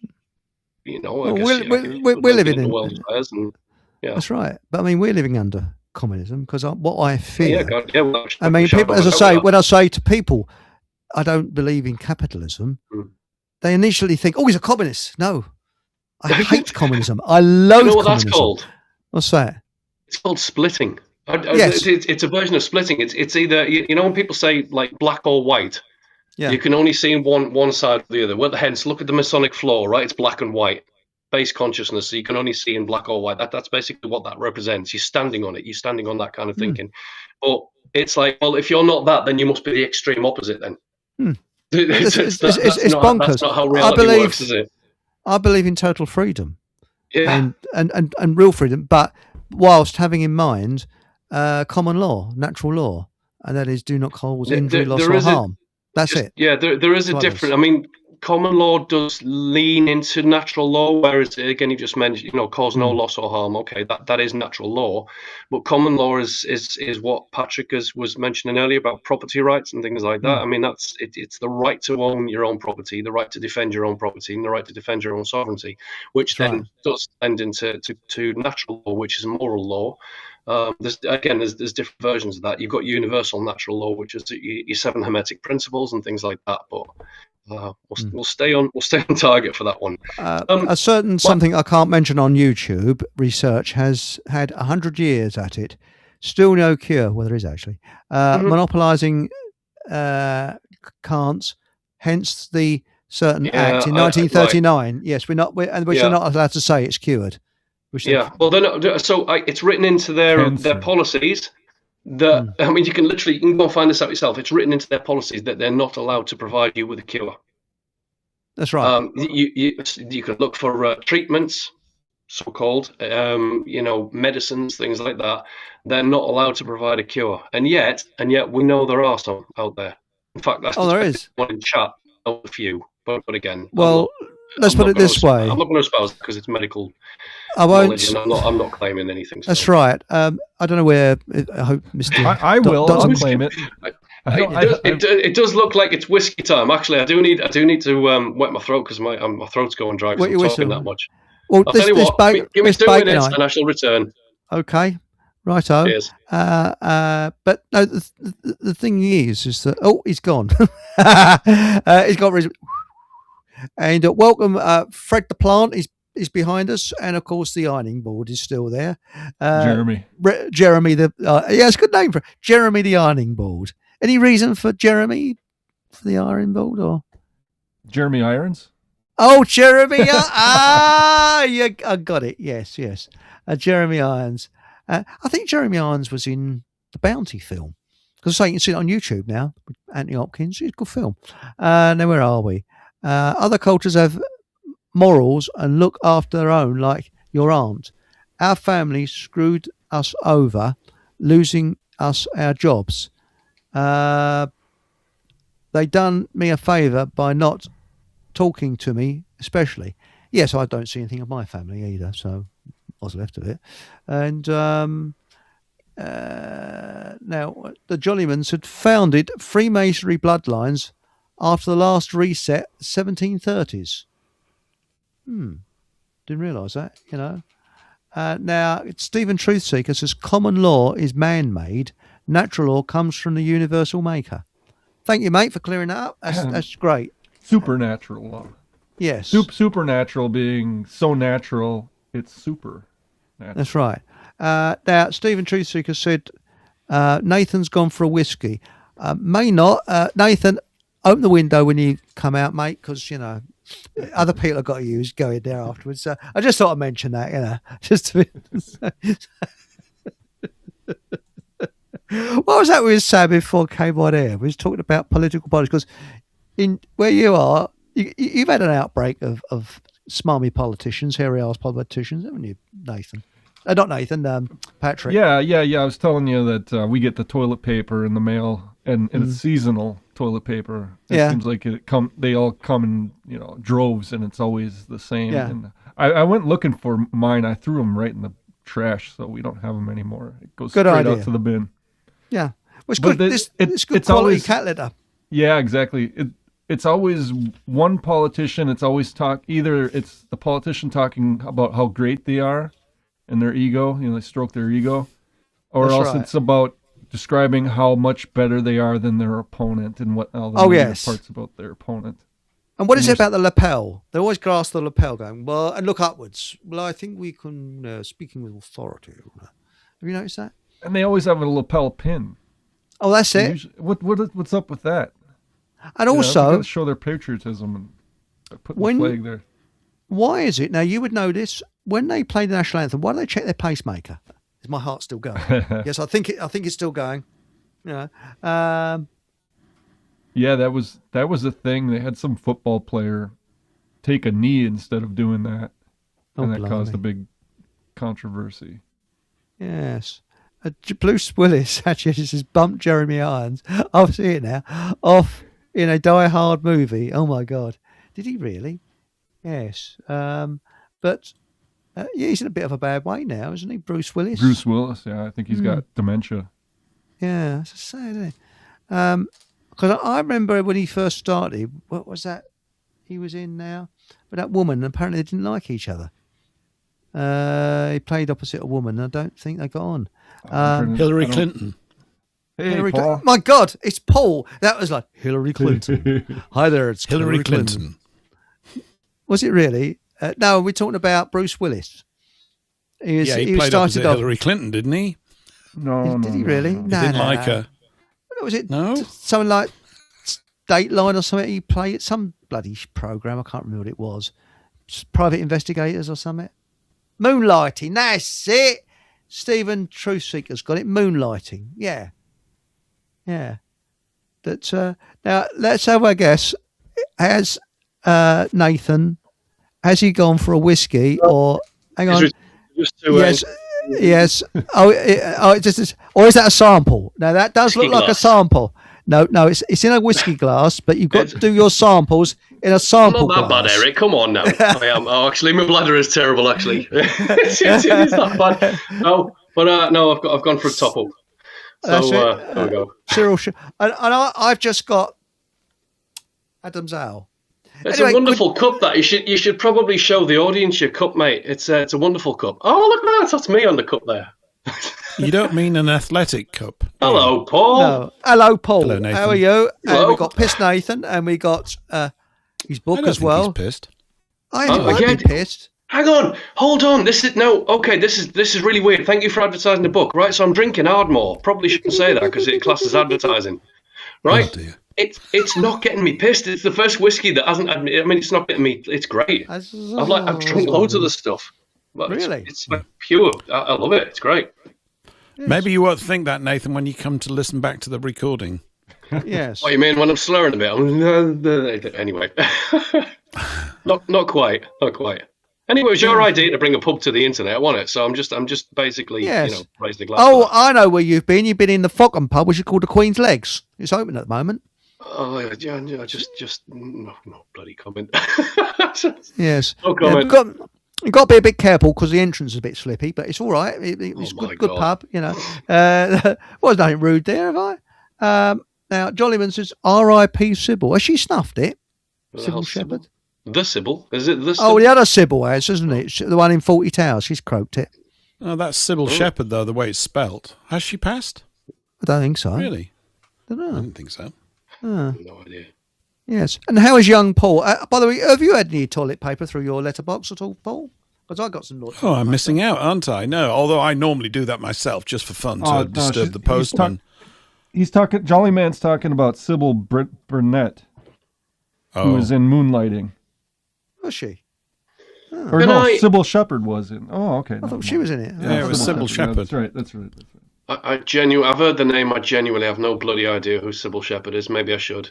I don't know. You're a young slip of a lad. Look, just because you don't like my blood-soaked walls doesn't mean he's pissed. He's not. No. Can I? It's Prunella Scales. That's who it is. Prunella Scales. Yeah, she was in 40 Towers. Basil. Prunella. What an unfortunate name. Sybil Shepherd is still alive. Okay. Yes. Oh, there we go. Right, can I just do a plug for the event that we've got coming up? Because I've seen a couple of comments on there. So, okay, for anybody who's interested, well, I know, witness the whiskey intake chilling. Yeah, I was saying nothing about that. Steve, you're a bad influence, mate. Yes, by the way, to everybody out there, you've been to Morocco, haven't you? I have. Yes. That was a very interesting experience. A lot of Moroccans there. That's the trouble. A lot of foreigners there, isn't there? And there's very few English. I was quite shocked at the population of Morocco. Actually, apparently it's something like 60 million, and it's massive. I mean, the urbanization over there is crazy. It's like a massive spread. Just to give a shameless plug before I get crucified by a couple of people in comments. Yes. We have a festive occult-based presentation seminar coming up on the 17th of December, which is dealing with the theme of Christmas, which I'd like to go into a bit, but not on today's show. I think I'm booked with you tomorrow as well, aren't I? Am I on tomorrow's show? No, tomorrow we've got we've got Whom by Fire with Dan, who plays in the group Whom by Fire, and hang on a minute.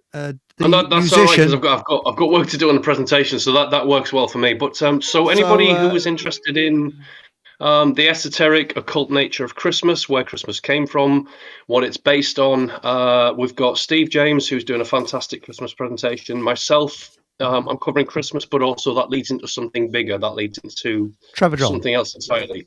Sorry, say again, mate. It's Trevor John's coming on tomorrow. Oh, Trevor, right, got you. And then we've sorry, just to plug this, and then I'll shut up about it. And then we've got we've got Mark Devlin as well coming up to Seaton Delaval to join us for the seminar, and he's going to talk about equinoxes and solstices and their connection to the music industry. So if anyone is interested, Daisy, in comments, do your thing and shove some info there for us, will you? Shall I shove a banner along the bottom? If you've got one, it'd be great. Right, okay, so we got here now. I'll press add new banner. I'll put it along your bottom. Okay. And so, what do you want me to type? You're not putting it up my bum. You're going to put it up your bum, right? So it's a bit of an arsehole, that one is, yes. Right, so been called worse. So, what would you like me to shove along the bottom of this screen? Well, if you've got a poster for the event, that'd be great. I'm on computer number 2 here, so I don't actually think I've got the poster handy. Well, where is it? First of all, where is it? It's probably on the Occult Academy Telegram. It is on the Occult Academy. Thank you very much. Right. So, for anybody's on there, we'll get. I'll tell you what. We'll get the poster out again. We'll do another poster run. Chris, if I can send the poster to you, it'll have links to where you can get the tickets, and it'll have all the details on there. So if I give it to you, you can post it in your groups. I'll stick it in Occult Academy. Steve, James, and Daisy will put it in theirs, and see if we can get a couple more people to join that. Fortunately, there just seems to be a decent-ish uptake, so we can justify it. Can you tell me who Mark Devlin is? I know he's a DJ of some sort. I know. He did. I remember seeing him talk with James Delingpole about the Beatles and the music industry and stuff. So I know he's a DJ, but what is his background? So, he genuinely used to be a DJ, and he for like BBC, and I don't know, not the BBC. He's actually written a book on his DJ days as well. So, like before he was doing what he does now, he's actually got a book, and I've forgotten what they call it. I think. I'll tell you what, give me 2 minutes. I'll go and get his books. 2 minutes. Yeah. Right, okay. Now, so what you look up is it's Occult Academy on Telegram, or what you could do is, if you can't find that, if you go on to my Telegram group, I'll advertise it on there. So there we go. Can't be say better than that. So go on to my Telegram group, and I'll advertise it on there for him. But because you're on Occult Academy, aren't you? As well as myself, Patrick. Yeah. So I think Paul, you're on there too. Now, don't be freaked out by the word occult, because people get the wrong impression. It's not full of weirdy, groupy people running around in the nude, around fires and witchcraft. It's nothing to do with that. Nothing at all. If you go into that, which is a shame, really. It's so boring. Yeah, I know. Oh, so dumb. I know. Yes, but apart from that. Oh, by the way, Fackham Hall is coming on. The bastards have copied Fackham Hall, haven't they? I think you pointed that out, Paul. Oh, yeah. I got you. Yeah. Just to answer film. your It's just question, been released. Patrick. I've not seen it or anything. No, nor have I. That's a bit iffy. That maybe they'll pay you for the domain name, and you get rich from it. Yeah. I don't know. They changed the spelling's different. Yeah, it's Fackham Hall. Yeah. Now, Nathan, if you can put this on Occult Academy, I can then flash it up on the screen, and also the thing on Occult Academy as well. But the first one, I might get arrested. If I can send you a poster. Just in answer to Patrick's question, just briefly. So he's written a lot of books. Sorry that the camera's off center. So Musical Truth 1 to 4, which is all about the music industry's ties to, let's say, the occult, to Satanism, to the agenda. He's got 2 fiction books out: The Curse and the Cure, and The Cause and the Cure, and The Gift and the Curse. If you're interested, and he's also wrote that one, which is about his days when he was DJing. So he wrote that quite a while back. But yeah, he basically was a DJ, had a lot of high level connections. I think he's met Beyonce and things like that, just on his travels, and started looking into it, what was behind it, and he was quite shocked. And so anyway, but we've become quite good friends over recent years, and so he's going to join us for the Christmas festivities on the 17th. So there you go. I'm a terrible salesman, but I think anyone who is interested in the occult, I can't say what my presentation's on because it'll spoil the ending of it. But you've got to keep that bit of the end hidden. In the occult and esoteric nature. You must keep the bit of the end hidden. Yeah. You've got to keep it occult, the bit at the end.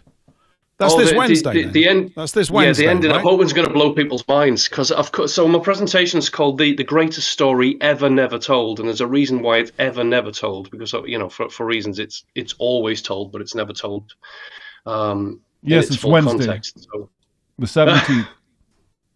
Paul. There you go. Yep. So I haven't got a poster on here, mate. So this is on this particular laptop that I'm using. I'm working on it. Brilliant. Right. Don't think but anyway, there you go. So we're creating anxiety now just by. So you're getting your anxiety. All his private chats on. Oh no. Don't give a shit, really. Where are we? Now let's enlarge that and see if I can. Come on, enlarge it. Is that enlarged on the screen? I can't see. No. It's shit. Just the poster in chat. Oh, bugger. I'm going to copy that. I'll bring that down. Ooh, just while you're doing that, can I answer a question in chat? So, Stephen Truthseeker. Sure. Oh, bollocks. No, sorry, I've just remembered something else there. How does one get a book published? Sorry, what Stephen Truthseeker, in answer to your question, one comes to me and asks me very nicely and pays me £700 and I'll publish a book for you. You keep all the rights and all the profits and everything else that goes with it. So I can publish a book. If you've got a book written, I'll do it for you. I'll publish it for you. There you go. I don't know where we go from there. I just thought I'd pop that in. Edit. You must excuse me. You're excused. Oh, bugger. Sorry, I thought I could do this. But... It's worse with technology than I am. Paul. Okay. Paul English. What? Why is Chris suffering here with technology? I thought we had him sorted. I mean, no, it's because I'm a bit thick. It's me. I'm a bit thick. No, mate, it's not you. It's technology. It's a massive trigger point for me as well. It's it never works when you want it to, and when it does work, you're like, oh, right, okay, right. Media technology. Technology. How about that? Technology. There you go. Technology. There it is. Hello. Have I put that up? Someone else? That was me. Oh, that's it. On, Patrick. Good for you, mate. I'll take my banner off. That way, it'd be better, wouldn't it? Here we are. Hang on. Doesn't really tell you much. I mean, it's from because there's bits missing. But anyway, you kind of get the idea. If you look at the imagery, you'll see the three wise men, three pyramids with the constellation of Orion hovering over that, and you can kind of gauge where it's going from there. But it's got a massive conclusion to it. If you think Jordan Maxwell material, that's where I'm going with the presentation. So we start off with a Christmas theme, which then leads into something else. And it's got a bigger overarching storyline to it, which is, I think it's fascinating, occult-wise. Do you believe that Father Chris... Sorry, I didn't mean to talk over you then. Do you believe that Father Christmas is actually Odin? Because there's a chap called History Debunked, and he reckons that Santa Claus is actually Odin. Yes, that's one version. That's the Nordic version, the one-eyed god. So, oh God, don't get triggered by that. Right. So Odin is the one-eyed god of the Norse culture, right? And he has links with the planet Saturn. Mm-hmm. Now, if you go to the Roman version of that, you have Saturnalia, which was all based on Saturn worship. So for the period of 17th to the 23rd of December, that was all based on Saturnalia, which is, the temple of Saturn and Saturn worship, which is where we get most of our Christmas traditions. So gift giving, merriment, feasting, it was initially candles. So, the Festival of Lights, they put lights everywhere to line the streets so that, everywhere would be lit up. You'd have evergreens and things like that being used and celebrated. It all comes from multiple cultures, but it stems further back than Rome or like the Nordic traditions. It goes all the way back into Mesopotamia. And it's very, very interesting when you realise what it's all about. I mean, again, I can tell you the basics. Say that again, mate. They used to call it Mespot, Mesopotamia. Seriously, that's the nickname in this country, Mespot. Seriously, Mespot. Yeah, Mespot. Interesting. Yeah. But yeah, there's a lot of stuff in there, and it's again, yes, it is occult based. But occult, remember, just means hidden. So it's just hidden history. It's just things that have been taken from us and disguised and veiled and whatever you want to add to that. So, but anyway, for anyone who's interested, get yourself along. And any questions? I don't. What's all these numbers here? Why did Jolly Man put a ton of numbers in the chat? I don't know. And it's why is the chat going along the top? I'll just take that. I'll just move back to that. Here we go. And here we go. So, that's interesting. By the way, thanks, Patrick, for doing that. It's much appreciated. Yep. I haven't the foggiest idea. But because my bullshit book is still being written. Well, just remember, I'm actually onto the Sparks routine. Have you heard of Sparks routine? No. Sparks? What's Sparks That's routine? where Sparks routine is when you're in the room with someone that wants to ignore you. Okay, and that's a Sparks routine. Because do you remember the pervy keyboard player in Sparks used to go? Ron Mayer. That's it. Yes. So I call that a Sparks routine. When you're in a room with someone that makes out they haven't seen you, they ignore you. So the sort of.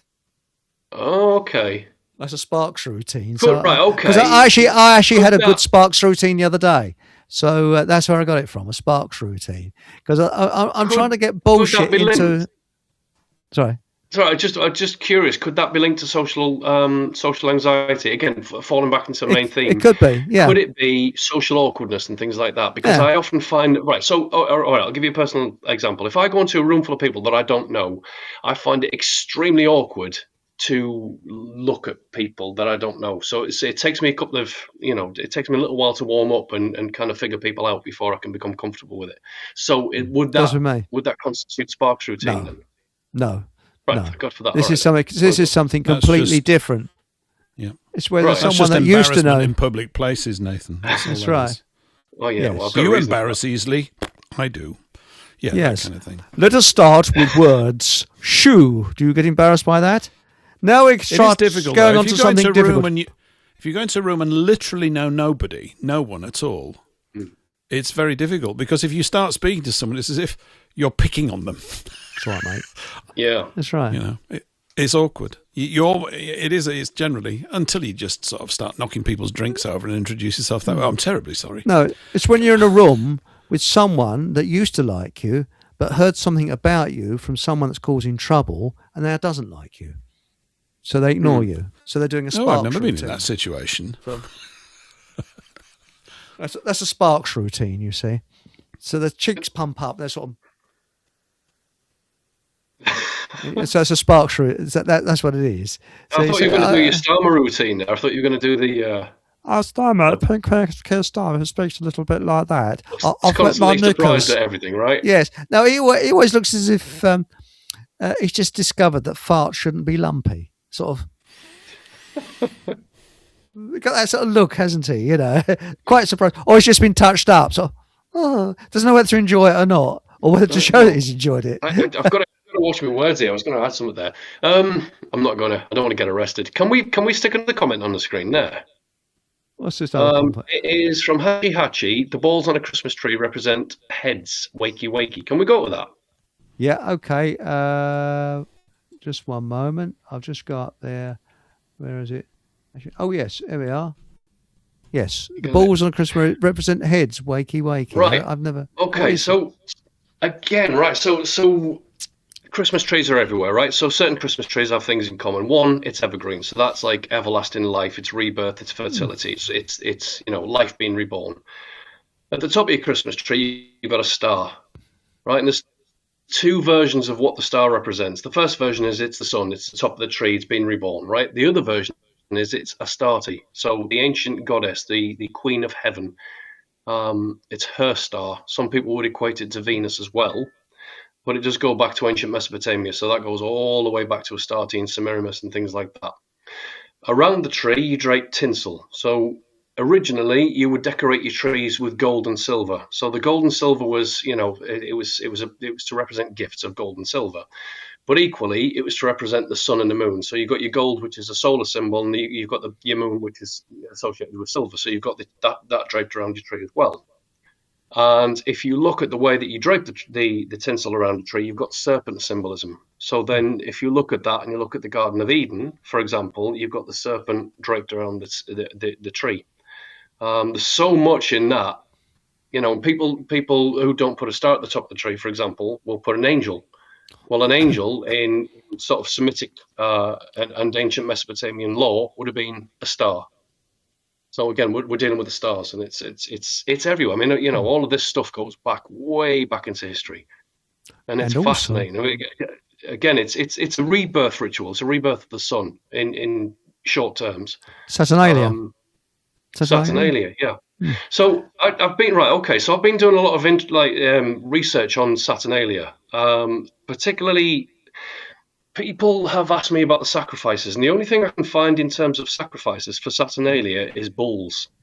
So I know people accuse the Romans of doing human sacrifice. I've not found anything to support that. I'm not saying it didn't happen. I'm just saying that what I've come across, it was bulls. And so what they'd do is they'd march them through the streets of Rome, all the way to the Temple of Saturn, the Temple of Saturn, and they'd sacrifice the bulls. Well, the bull was an old solar symbol. So it was the, Taurus. It was the Taurus, the bull, was a solar symbol going back in the ancient world, and it was replaced with, I think, the constellation Pisces and things like that. Anyway, so that's what that was. So the sacrificial bulls, I suspect, were carved up, unfortunately, and spread again around the population. They would then congregate in the center of the agora, the marketplace, as the entire city would congregate in the middle to have a massive feast. Get drunk, ridiculously drunk, and party for 7 days. So it's like a 7-day week long of festivities, of light and of evergreens and things like that. So it's an interesting time.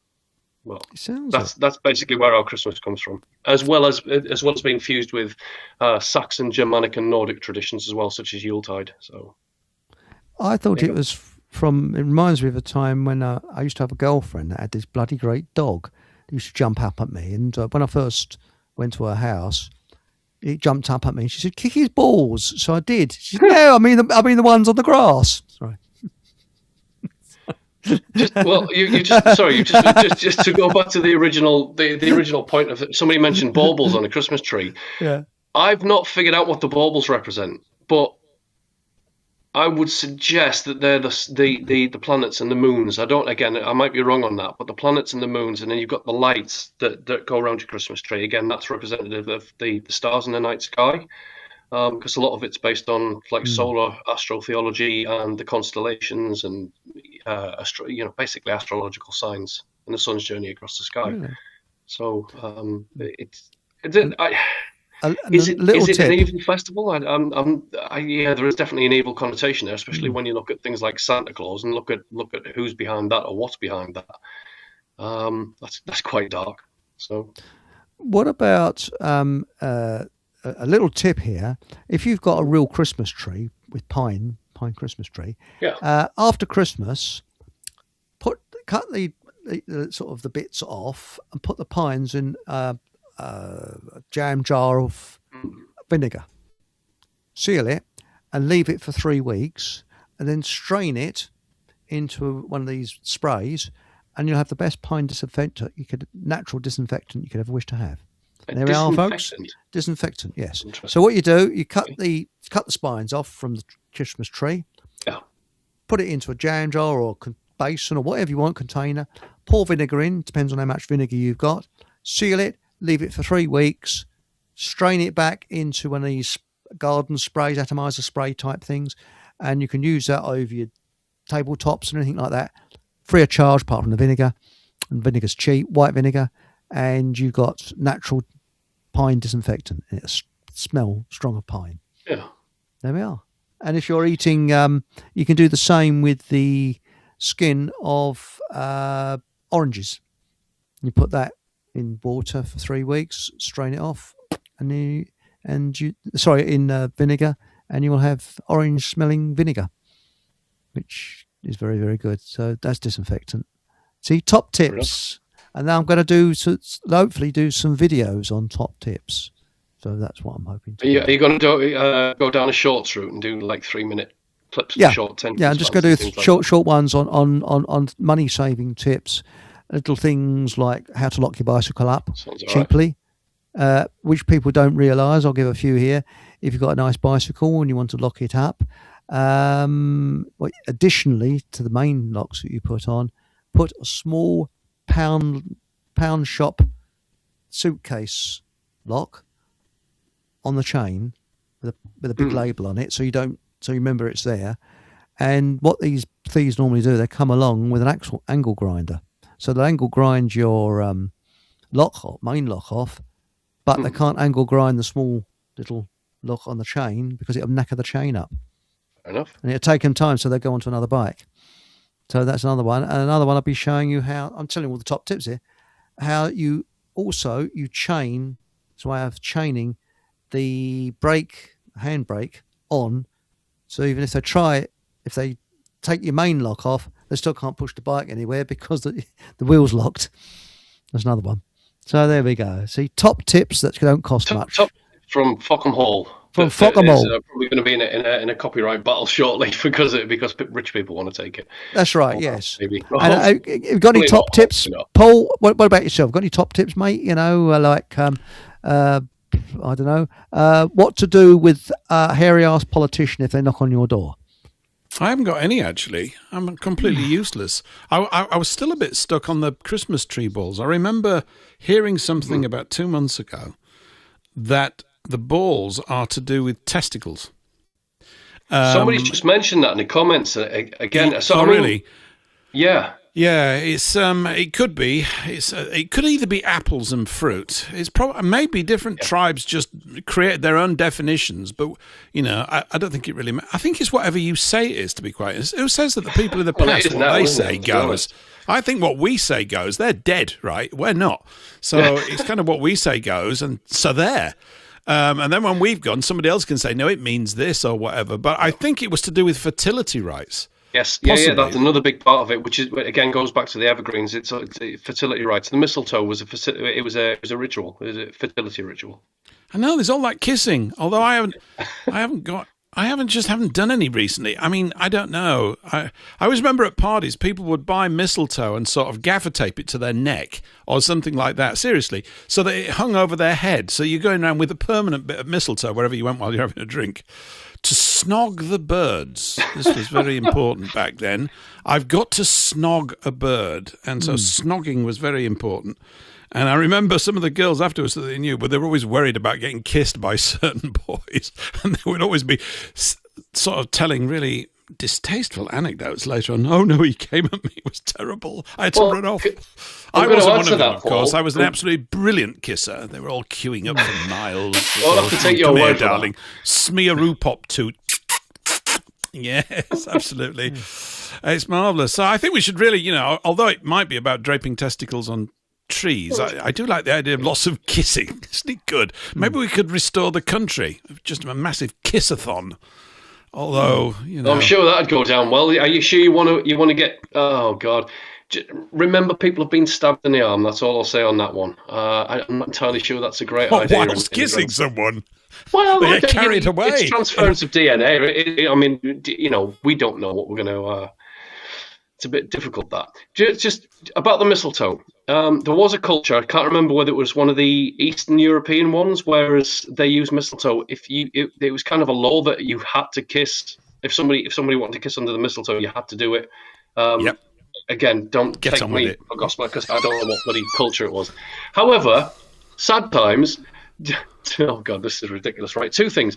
One, I've never been to a New Year's party, and two, I've never been kissed under the mistletoe. How sad is that? Never. It's never happened. It's because you reek of bloody whiskey, Nathan. That's why you stagger in. That. You can't blame me for that. I mean, I've still got some left. You know.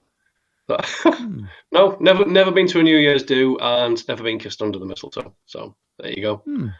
That's very sad. It's like the old tune, was it? You've been under the apple tree with everyone else but me. Everyone else but me. Sorry.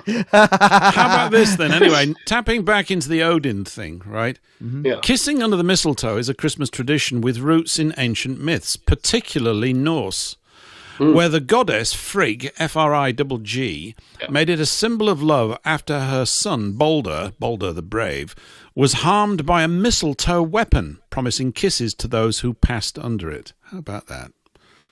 So, nice. Yeah. Now, this is Jolly Man. Sorry, please continue. No.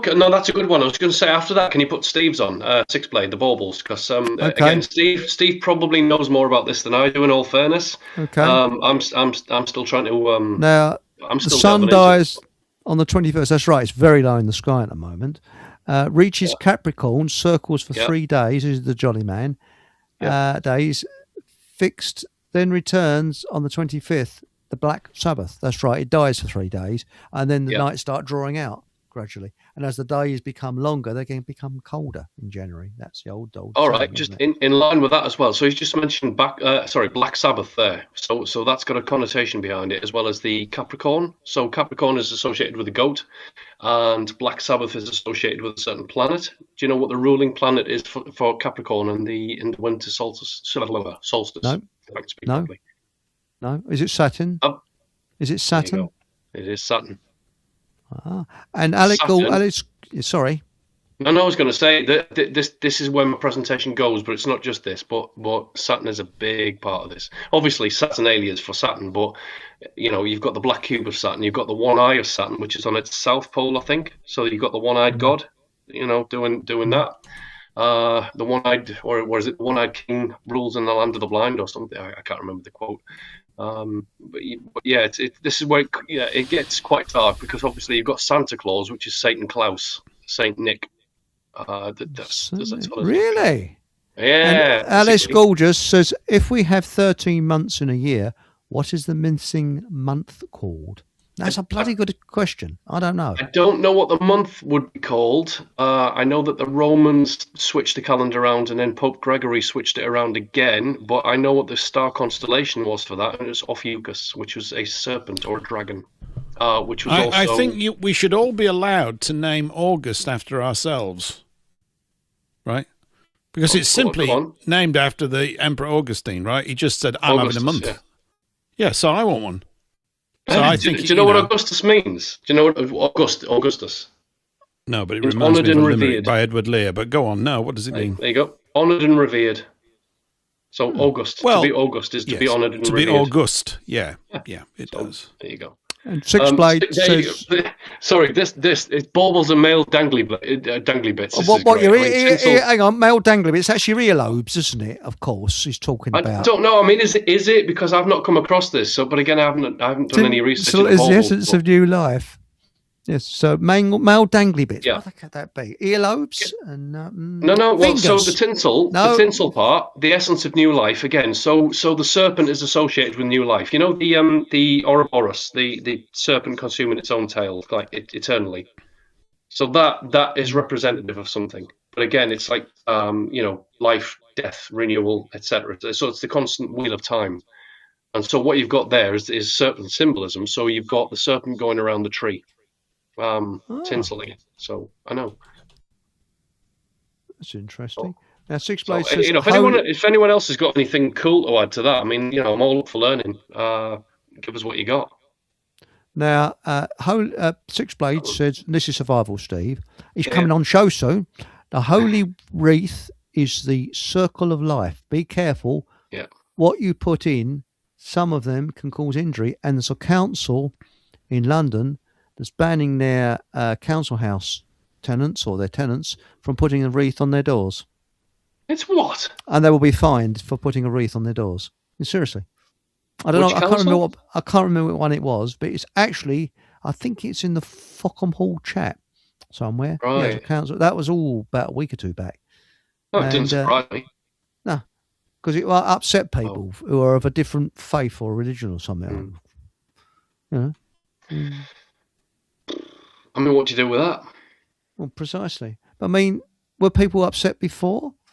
I mean, if a Hindu walks around with a turban on his head, is he upsetting anybody, with a turban? No. So what? I mean, this is where Paul and I would definitely disagree, that our culture has been eroded deliberately.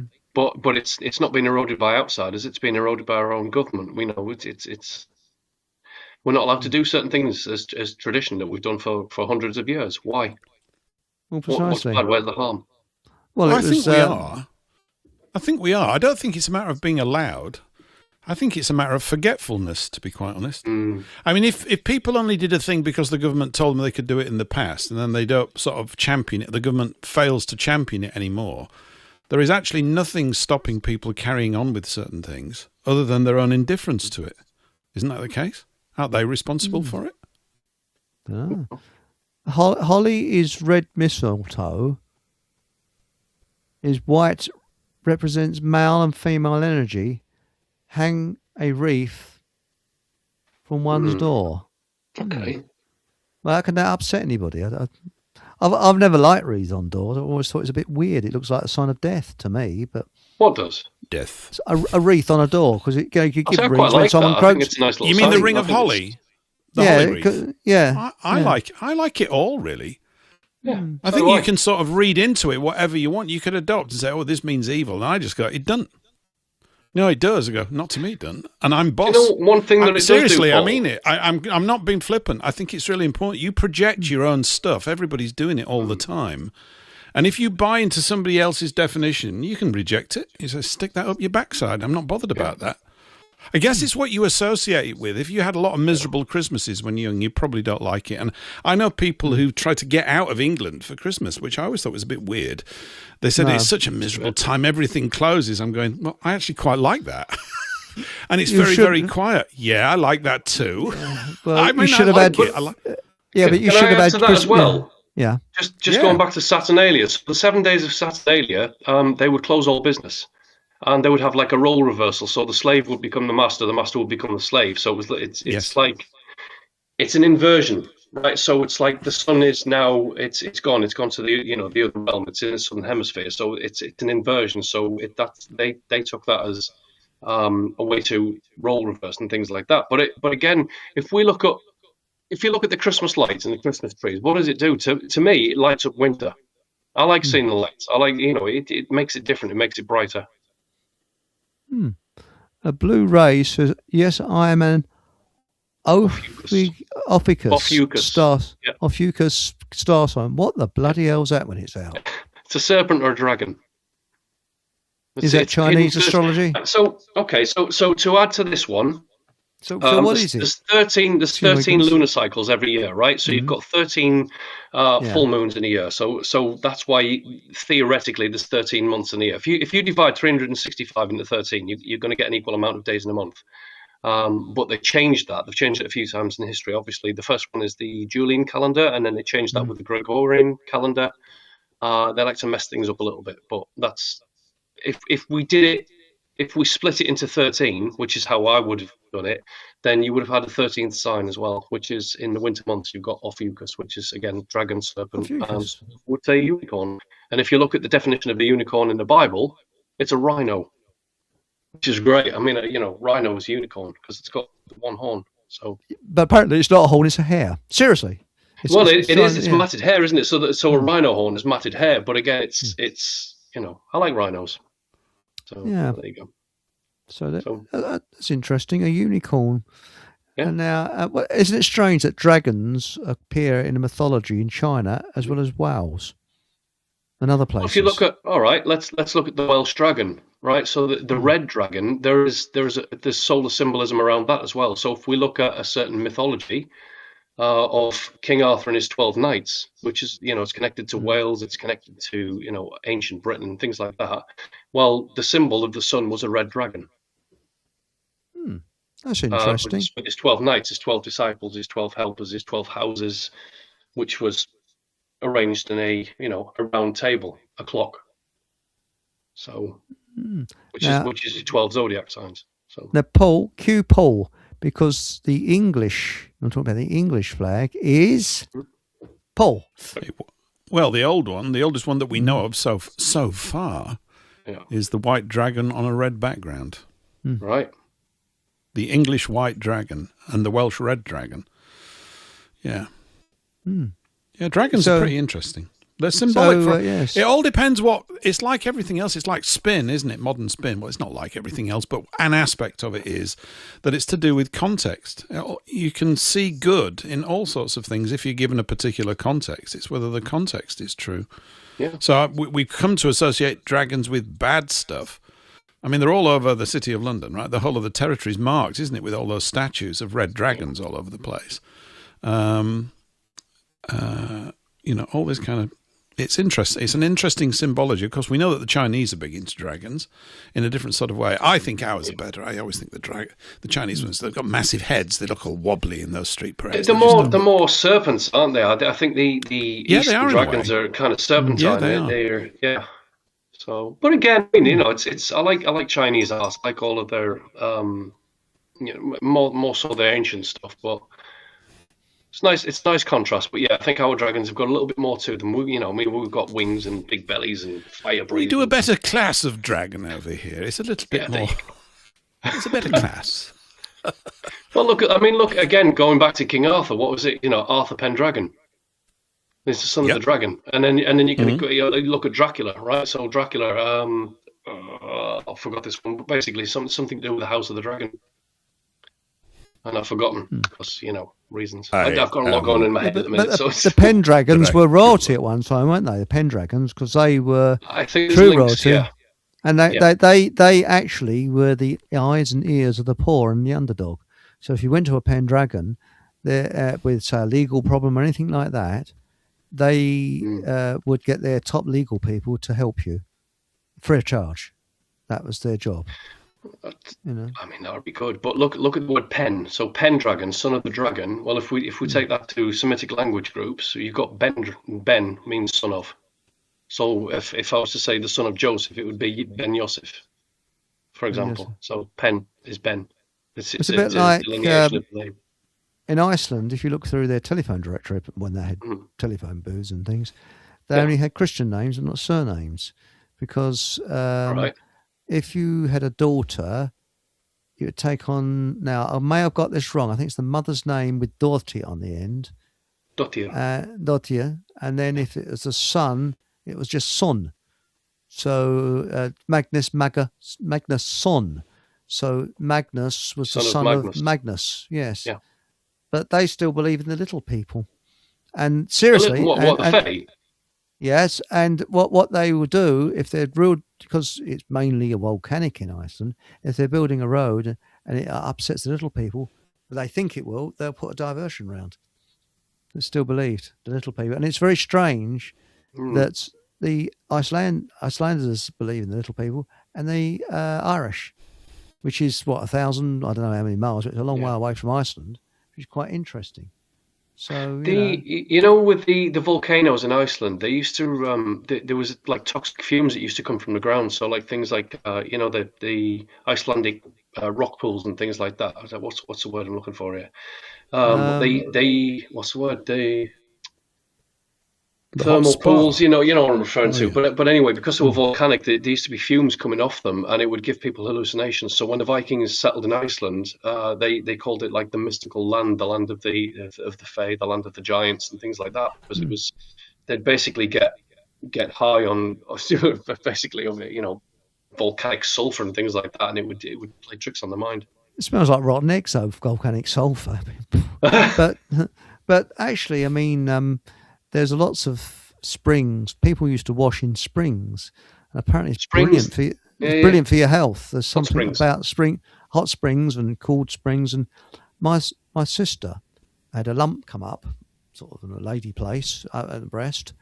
And she went to, this was years ago, went to the NHS, and it was fear porn, sharp intake of breath, more fear porn. And she ignored them. And she went on holiday to Greece, and she bathed this little lump on this waters. And when she got back home, it gone. There's a cyst apparently, and it gone.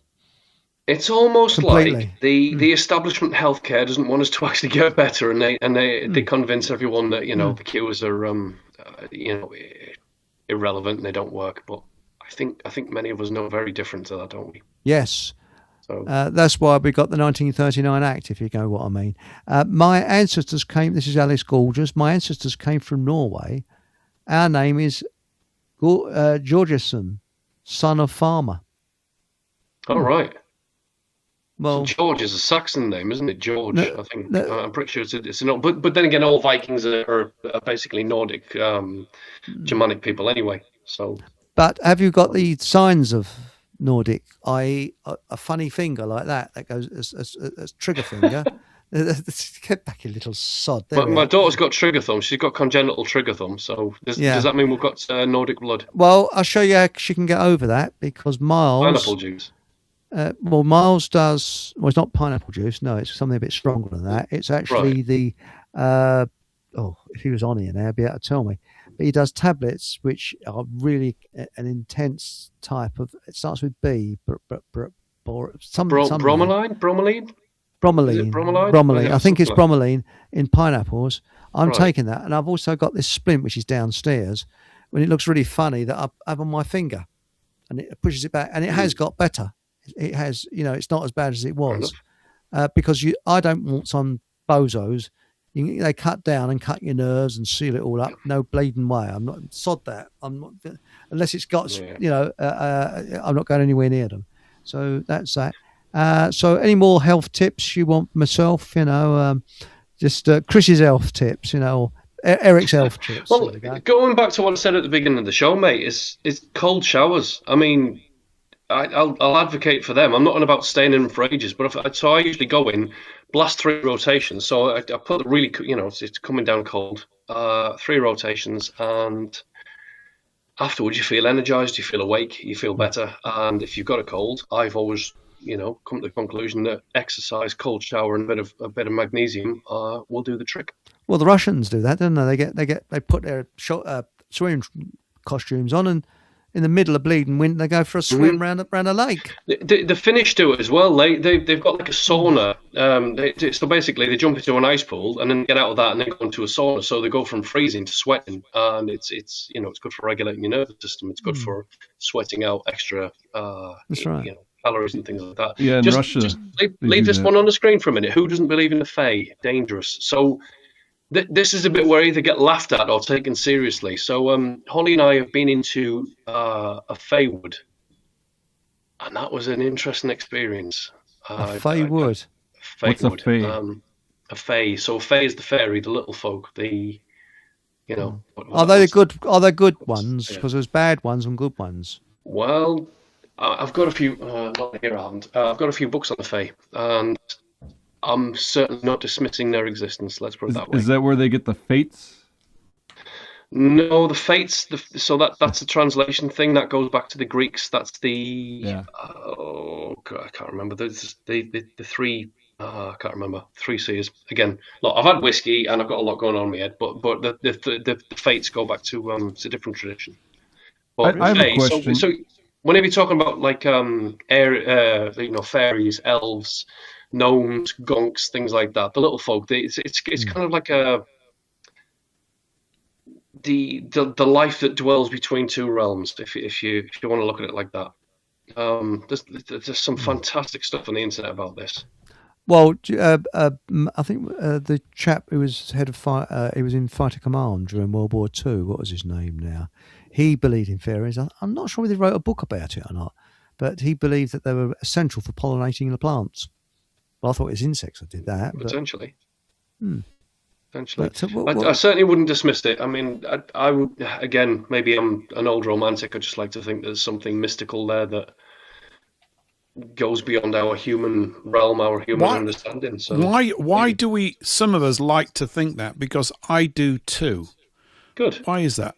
I wonder why that is. I mean, it just seems natural to me, but you lose touch with it when you get into your supposedly mature, responsible adult years. But when you're younger, when your mum or your dad or somebody told you a story about that, it was just completely enchanting, i.e. you were hypnotized in the most delightful way, in the most fantastic, I believe, encouraging way. Well, it's Hugh Dowding was the bloke. And if you look up Hugh Dowding, he actually started, I think, a society for people that believe in fairies. And he was in Fighter Command during World War II. But I've said this thousands of times, and I'm serious now, I'm not joking. I have heard fairy music. I know what I heard. And it's the most beautiful music you could ever wish to hear. But if you had a recorder, you wouldn't be able to record it. It's in your head. And I'm not going bonkers. I was driving, it was between Christmas and New Year. I was up near Ashwell, near Royston, Cambridgeshire, driving through the lanes there. It's a beautiful, crisp, clear moonlight night with all the stars are out. I was driving along and I could hear this, and it's woodwind, and it's the most beautiful music I've ever heard. And I thought, is my window slightly open on my car? So I checked all the windows, no. And eventually I stopped the car, and there's no cars around it. There's a country lane, and I got out, and I could still hear it. And I saw some lights in the distance of houses, and I thought, well, maybe people having a party there. But it went for miles. And then directly I saw the lights of the A414, boom, off it went. And I reversed. I didn't get it back again. But I've never heard music so beautiful. It was absolutely, well, it was just woodwind, and it's all folksy, and it was just gorgeous. It sounded a little bit like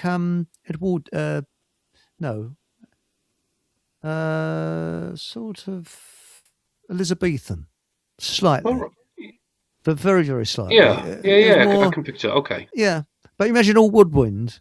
Yeah, and it was like people, you can hear them really enjoying this, and it was, and I think that it was really uncanny. I've never heard, and of course, other weird things like I've met myself, my future self. That's another weird thing that happened to me. So a lot of weird things. That one is quite interesting, actually. The way nobody else has ever met their future self. Unless there's anybody else in chat that's met their future self. But somebody said it was my guardian angel that appeared as my future self, so it didn't frighten me. But what I like is, what was the I was in a very bad state at that time. I was only about, how old was I? 12, 13, don't know. And I was walking along, and I saw this chap coming towards me, and my parents always said, if you see a stranger, cross the road. And I didn't. Somehow I felt this person was friendly, and they stopped. And he said something like, for a young man, you look as if you've got the world of worries on your shoulders. And as he passed, he winked and said, it'll pass. And I got this incredible pain in my pineal gland after that. And it did pass. What it was a solution to the problem. And I just changed the frequency and changed things, the way I looked at things, and it worked. It's absolutely incredible. I've never known anything like it. But the strange thing is what the chap was wearing. I've actually got the shoes that he was wearing, which I bought many years later when I started work, and the trench coat, which is a bit weird. There we go. I think Nathan has frozen. Is everybody else back in the studio? Patrick, Paul? I feel quite warm, actually. He's frozen, is he? He's frozen. Is he pissed? I don't know. I can't really see whether he is or not. Whiskey should warm him up. Yes. He's frozen, has he? Nathan, you've frozen. Cooey. No, he hasn't he? Yeah. That's it. He's been placed into suspended animation or something. Yes, isn't he? Yes. There's a guy I've mentioned before, by the way, still in the realm of fairies. That's, if anybody's interested in fairies, I know we all are. I am, yes. There was a chap called Geoffrey Hodson, born in Lincolnshire. Lived a long life, 97 years of age. He was born 1886, died 1983. So I would have been alive if only I'd known these people. I keep doing this. Do you ever look at people and go, hey, I was alive as a teenager then, and I was such an idiot. I never bothered seeking these people out. I wish I could go back and have a chat with them now. Anyway, there's two at least that he wrote. One is called Fairies at Work and Play, and the other one is called The Fairy Kingdom. I've got one of them. I can't remember which one it is.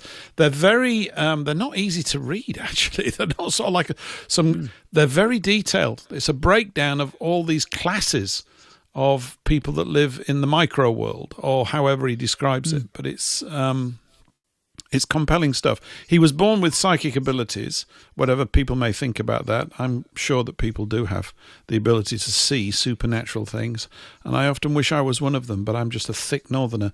It doesn't seem to happen too much. But yeah, I've always found it intriguing, and I find it's mocked so much, in a way. So I agree with you. Is this anything to do with anxiety? I don't know. It is. I don't feel very anxious talking about this. I don't actually. Well, why not? I mean, Barefoot Fondue says your 12-year-old self is waiting for you to come now. I think so. Well, what's that other story? What's that thing that the child is the parent to the adult, or the boy is the parent to the man? Like your orientations and the things that sort of spontaneously occur within your frame when you're younger lay much of the groundwork for the sorts of areas that you end up looking at later on. And you don't know why you're interested in things like that. You go to school, don't you, when you're 5 or 6, unfortunately. But you do, and you find people that are completely disinterested in everything that you think is the most amazing stuff. And they're into some really weird, boring crap, and you don't know why. But everybody's one man's meat is another man's poison sort of thing. But there are some people, I find politicians boring. Very boring. It's because they're liars. That's why, Eric. That's right. I think it's because they're liars, basically. They're willing to lie too much, and we all know it. They're just cheesy hypocrites, aren't they? When I was a little kid, I used to look at our flickering black and white television, and you see these po-faced bastards sitting there going, and on the budget today, and I used to think everybody had done something wrong, and they were here to punish us. That's how I thought as a sort of, 4-year-old or 5-year-old. Super headmaster. No, yes. I think that's a good take on it, actually. I think it is that. And you realise it's a lock into this world. They're part of absolutely this world, and it's all to do. And I'm not saying that those things are not important, because obviously many of us now are at the receiving end of the madness that they've got. But, it's... That's right. Speaking of madness in high places... Palantir. Have you seen that clip of the guy that's the head of Palantir recently from about a week, 10 days ago? No. Palantir is this big tech company that's involved with, all the sort of AI, all this stuff, right? Sounds like something from up north, right? AI. Yeah. We don't have AI in Yorkshire. We have OI. It's omnipotent intelligence. You're born with it if you come from Yorkshire, and a fair degree of arrogance about the whole thing, which can never holds water, but. He was being interviewed on some platform, and he was physically mad. I'm serious. I don't mean sort of like he was out of control. Oh yes, just like up, jumping around. And it's funny when you look at it, but if you just stopped after the humour is finished, which took a long time after I've watched it, and then I thought that's actually scary. When if you've got people in these positions of power and they go bonkers. And I'm sure this happens, but you've got a lot of yes men around them. You can see how the amount of power that they wield in terms of affecting systems and management and, hundreds of thousands, if not millions of people are affected by these things. It's dangerous. I don't know. There needs to be a mental health police for the people in charge, doesn't there? That's what we want. Well, that's right. I want them. I don't want one for us. It's the people that are all the levers of power, supposedly. Well, the psychopaths. We look at need Lord a psychiatric Faulkner. Report every month on the internet. He's all right. He's not bad. He ain't lost his. He's not gone out of his box. It's like That's right. Sorry, I didn't mean to chime in there, but Lord Faulkner was it? He suggests that pregnant women can be euthanized. The man is mental. Who said this? Oh, him. Lord Faulkner. Oh, he's repellent. Oh, his entire career. It's not just that. He was saying things 5 and 10 years ago. He's an absolute arrogant prick of the first rank. I mean, doesn't he come out of the sort of legal world? I think he does. Lord Faulkner. There's something instantaneously repellent about the way he conducts his sentences. Oh, and it's one of those obnoxious. It's one of these people who can't listen. He'll never hear anything. Awful. He can't hear. I mean, he's not unintelligent. It's just that it's skewed. I mean... This is we think we're playing in one story. They've got another story. Anyway, there's nothing new with this under the sun. No, it's got to be like this, they say. Well, we don't want that. And you never even asked us, we say. We're not. They don't even hear that. They don't even hear the fact that we wouldn't mind being included in the decision-making. That's right. You're a peasant. It doesn't even occur. I put something on my Telegram thing about him, and I think he needs to be put on an island with the rest of the psychos where they go and do whatever they want. But Alvin Kurt says, I'm back having listened while doing stuff and things. Now, Alvin Kurt, am I supposed to send you stuff? I can't remember. Because he's coming on the show, isn't he, Alvin Kurt? He'll be on the 21st of December. Not sure. That's a week Monday, isn't it? Or is it a week today? I don't know, but if I'm supposed to send you something, can you remind me? Because I haven't sent it. Something just jogged my memory. But, £50 in an envelope. £50, that's right. Yes. £50. Now, do you want to hear the Yorkshire joke? Do you want to hear the Yorkshire? Of course I do. Of course I want to hear it. 1930s Yorkshire. Okay. Aye. And just like what was that now? It was about the old boys. What was it? It's Last of the Summer Wine type place. Pissing it down with rain as normal. Old boy or young bloke walks into a shop and says, "I'd like a lavatory wash, please." Says, "Certainly, sir." He says, "I've just got married and I want to, start off as the way, and I want to get the best quality lavatory brush you've got." "Well, so we got this. He said, "We got the real Chinese bristle one." He said, "Is that the most expensive?" He said, "Yes, I'll have that then." So anyway, gives him, I don't know, a couple of shillings for it, which they did pay for those days. Walked away. A couple of days later, he walks into the shop. He says, "I want my money back." "Sorry?" He says, "I want my money back." The bloke says, "Why?" He slams the lavatory brush down on the table and disgust. He says, "Bloody useless." Shopkeeper looks at it. He says, "Nothing wrong with it." "Nothing wrong with it." He says, "It's bloody terrible. Me and the wife are going back to toilet paper." Sorry. Alright. Yep. I'm laughing. I've heard it before. Well, still, it makes you think. Everlasting toilet paper would be interesting, wouldn't it? Yes. Although probably awkward. Let's put it that way. Long term, could be a bit testy. That. Yes. Do I sound like a Yorkshireman there, or is it a very, very bad takeoff? Oh, it's not bad. It's all right. Yes, it's fine. But it's just be blunt. You have to be blunt, gruff, and semi-rude, and slightly belligerent all the time, and a bit gruff. Yeah, that's right. Yeah. Now, hang on a minute. Actually, as he said, Keir Starmer and Norman Cook, real name Quintin, went to school together, couldn't make it up. And Norman Cook. Real name Quintin Cook. Oh, I didn't know that. That's interesting. Not many people Who's know Norman that. Cook? Who is I he? don't know. Chef or something? I don't really know there. Is he the DJ type thing? Fat Boy Slim? Or am I is it Norman somebody or other? I've got it wrong, haven't I? I don't know. You can tell I'm a middle-aged fart. What's that? Some young chap. Who is he? Young chap I have no idea. Yes. You're getting old when you see films coming on YouTube that you actually saw at the cinema, and one of them was The Bounty. I saw that at the cinema. It's on YouTube now. It's in the 80s. But Stephen Treatiger says, "Wasn't there a Lord Faulkner in the Wild Geese film?" Don't know. It might have been. Yeah. Exo says yes. Fat Boy Slim. I guess Nathan may have had internet issues if he's permanently frozen and not back. He would normally be back. He's not back unless he's pissed. I don't know, but his screen's and he's on. not typed anything, he's gone again. No, he's gone again. And Al for you says 19th and 20th century, nearly all the world's ancient bells were removed, melted down, or destroyed. That's right, which is strange because they resonate at a certain frequency, which is healing. So there's something. See, not many people know that. Yeah, that's a way of relieving anxiety, isn't it? What's that? Bashing on the head? Bells. Those bells. Yes. They would. I would imagine that anxiety is the root cause of so much dis-ease, which is how it's to be pronounced, not being at ease. And it metastasizes over time, does it not?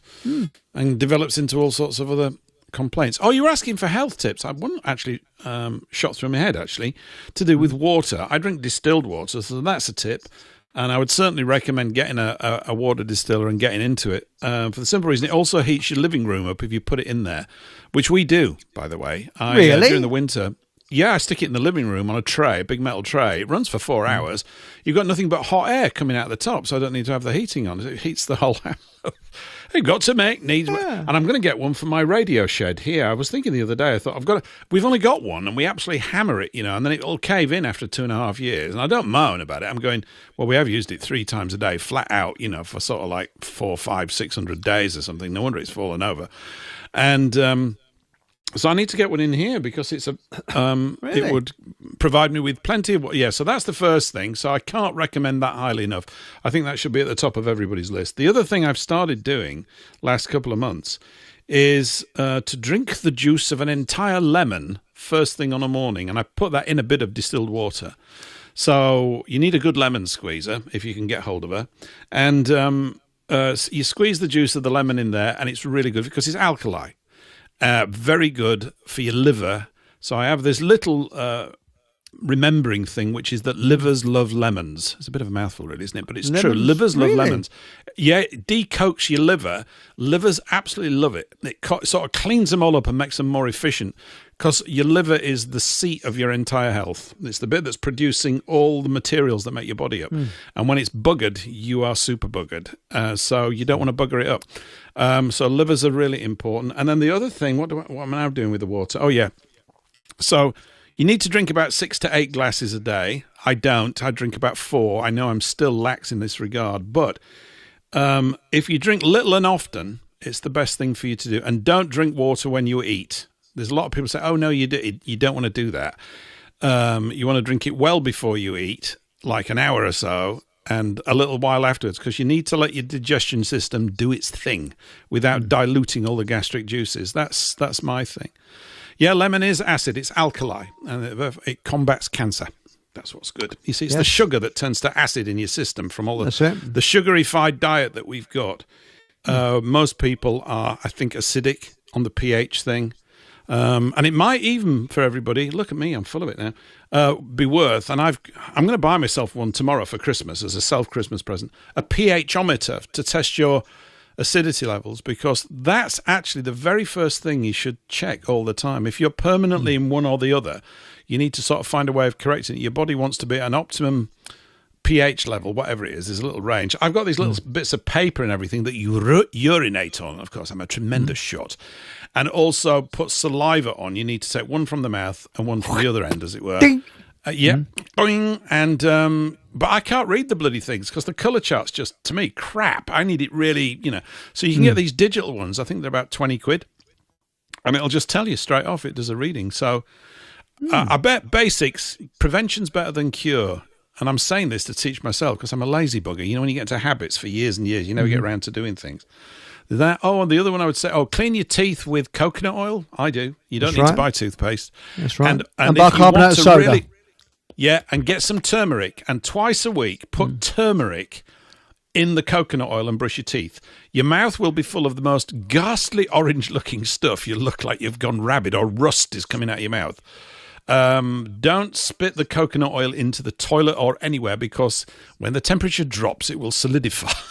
It's like grease in the thing. Spit it in the bin or a big sheet of paper, but by gum, it does your gums good. It's amazing. It kills off every nasty bit of bacteria in your mouth. You only need to do it about twice a week. So you don't need to buy toothpaste because that's full of that fluoride stuff, which has got aluminium in it, which rots your brain. So, and take lots of nicotine.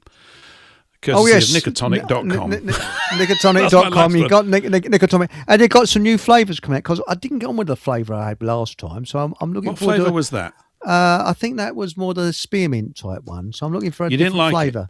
No. So no, I like them all now. I couldn't stand wintergreen. It was so intense. It still is really intense. But with a cup of tea or a cup of coffee, I can take any of them now. There's a flavourless one, which I'm not really interested in, but we've got a flavourless one called Pure or something. The lemon's good. We've just got a nice lemon one. Ah, lemon. Now, the thing is, lemon's nice. When's the best time to take the Nicotonic? All the time. I take any time of the day. Yeah, but it's like does it make you a bit to me? I'm just putting one in now. Look, there we go. I've had about 3 or 4 while I've been talking to you. Really? You can't have too many. I mean, you won't go on a bleeding trip. Sort of. No. These are 6 milligrams, right? Don't take more than 1 gram a day. That's 1,000 milligrams. I probably take about, I don't know, 24 milligrams a day. These are very light. You know the nicotine pouches that people buy? They're massively strong, those things. Pouches, They're like 20 milligrams per pouch. Yeah, these things are light, gentle, easy, really good. Look at me being a salesman. Bye. So, there we go. Interesting. Well, Albuquerque, who's a Cornishman, said the fairies come for him, meaning they come for you, Nathan. One rule about fairy club: don't Nathan's talk about been fairies. away with the fairies. You're back now, are you? You've been in the other realm. That's I wasn't even aware that I was disconnected until I was talking, and then nothing was coming through. Whiskey. That whiskey, mate. I'm just sat here thinking. He's just done the greatest monologue ever, and it didn't get broadcast. Oh, can you hear me all right now, at least? Yes. Yeah. Hey, can you see me? Yes, it does look a bit like a foreign film that's badly dubbed. Sort of. Good morning. Maybe how are you today? A bit squiffy. I don't know. I don't know what's happened there. Yes. But there's all these lovely tips coming up here. It's quite good. Apricot nuts. Yes, they're very good for you. That's B17, isn't it? B17. B17. Another cure-all. I think we'll go for that. I know I've been absent without realising it for a bit, but there was a comment by EXO that I don't know how far back it is now.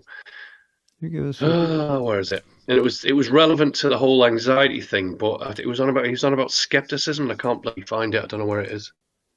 Can I just send out a correction to something I said? Stephen Truthseeker is absolutely correct. Lemon is acidic. Sorry, I got it completely wrong and mangled. It is, but it's good counterbalance. Your liver loves it. You're absolutely right, Stephen. I thought it actually turned you. I thought the acidic in the lemon turned your body alkaline. I thought it was some weird thing it did. It does. Yeah. All I know is it's bloody good for you to start the day before you eat anything else. I have 2 glasses of water. One's got the juice of 1 lemon in it before I have my first cup of tea, which is about an hour later. And that's how I start my days now. It's how you drink water. You don't need to be gulping it in huge quantity in one go because that's not helpful. It's just little and often throughout the day. Yeah. Yeah, just to get in the habit of it, slurping. Do you have a copper container? Because I have a copper container, and I think it's hydrogenated water. I'm intrigued by that. Yeah, I love water. The look of them. They look great, don't they? They're kind of exotic and Eastern and stuff, and they look magical. They look as though if you rub them, a genie might come out. Well, it's funny because I got a zero water filter, but you can't use that with this hydrogen maker thing, which I got from Miles. And what you do, you pour some water, say, from my copper container into it, and I think it hydrogenates the water. But I have that in the morning with vitamin C tablet, and that's the first thing because I'm on this keto diet, so I don't eat for 16 to 18 hours a day, but most of that's through the night anyway. So I just have a big meal first thing in the morning, a snack about lunchtime, and that's it. I'm quite happy on it. I don't have sugar or wheat. Keep off sugar, wheat, and I'm a boring fart. I don't like those, but eat lots of meat. But now, black seed oil is a cure for all. Would that be, when you say black seed, Alice Gorgeous, would you mean basil seeds and chia? No, I've got seeds? some. I've got black seed oil. It's really? Yeah, apparently it's fantastic. I mean, I did take it for a few months, but I get out of the habit because I'm just a dork. I just know what I'm like. I just go, cup of tea, get on with things, and it's like, I've got to do that. I didn't even register half the time. I'm going around like a dinosaur, sort of bumbling around. That part of my brain's not particularly good. I think ladies are very good at that. And that's wonderful. They make a great contribution. Kick my ass. That's right. And things. I get lots of comments, and it's great. And I'm not trying to be one way or the other with it. If someone's upset about what I'm saying, it's just my experience. Yeah, but they were than I am. They were the wise women. They were the women who would cure, and they would get the cures for things. This idea of a man being a doctor is relatively new. It was the women that were the cures. You blame the bloody church for that. Yes. I'm serious. That's why they were all that thing about all those witches in the Middle Ages. What a load of. It's horrific, They were healers. We're talking 500 years. It ain't long. The older you get, I've said this before, the older you get, the more recent ancient history seems. It's like Rome's like last week to me. It's a bit weird. I know what I'm saying, but there's a compression of time when you've been around for a bit and you suddenly go, oh, all this old stuff's actually not really that old, because you realize that human nature doesn't change, and it's all about self-interest and groups getting together, making power plays in whatever form, using whatever technology they had at the time. So, but I understand the thing with all those wise women of the villages that they accused of being witches was that if you got ill, you could go to them and they'd cure you. And the churches over here said, it might have been throughout Europe, I assume, as well. I don't know. But they just said, oh, no, you've got to go. The priest will cure you of that. Well, he bollocks. It's just, this is a guy that's got a strange hat on his head. Really? Seriously? I hate all that. It's so cruel. Yeah. I mean, it's just sick. It's sick. It's just... But this thing about where they were stupid, they used to, I don't know, lick a slug or something. If you... Yeah, there was always the loonies on the outside. But there is a woman on YouTube, I think she's Bulgarian. She cures people with leeches. She still uses leeches. And now Blu-ray says tooth pulling with coconut. No, I do oil pulling, which is different between tooth pulling. I think that is what you might, And, well, the coconut oil turns liquid in your mouth, and you can suck it through your teeth. Yeah, it's really good. Coconut oil. Every morning I oil pull using coconut oil for about 10 or 20 minutes. Spit that out. Can we get a video of that, Eric? That'd be great. You could put it up on your channel. That'd be great. Yeah, but no, it's no. I actually spit it into my compost heap. Doing the compost very well. You could do the Fockham Hall benefits of coconut oil in a short, something like that. Yes. Yeah. Oh, you can still hear me. I am wondering if I'm still here because I don't know what the hell happened to the camera. So you're a disembodied presence, but I quite like you like that. Yes, it's quite good. Your internet connection. Yeah, I am wondering about that. It looks steady, but I've no idea. So who knows? 100% cocoa is good, pure, and good for a chocolate cake. You can actually in Grape Tree. There's a grape tree not far from where I live. When I say grape tree, a shop, not the actual grape tree, and they're very, very good for things like that. And they sell pure cocoa. Oh, he's gone again. Is it the word cocoa he didn't like? Yes, it could be that. He's still here. He's trying to figure out what's happening with the camera. So I'm gonna see what I can figure out. We don't need to see you. Well, I don't need to see you. Not to be on camera, if I'm being absolutely honest. But it's. You like being on camera. You love it, don't you? That's what it is.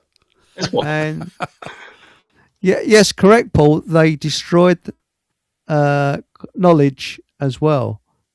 Yes. That's right. All the answers are in the past.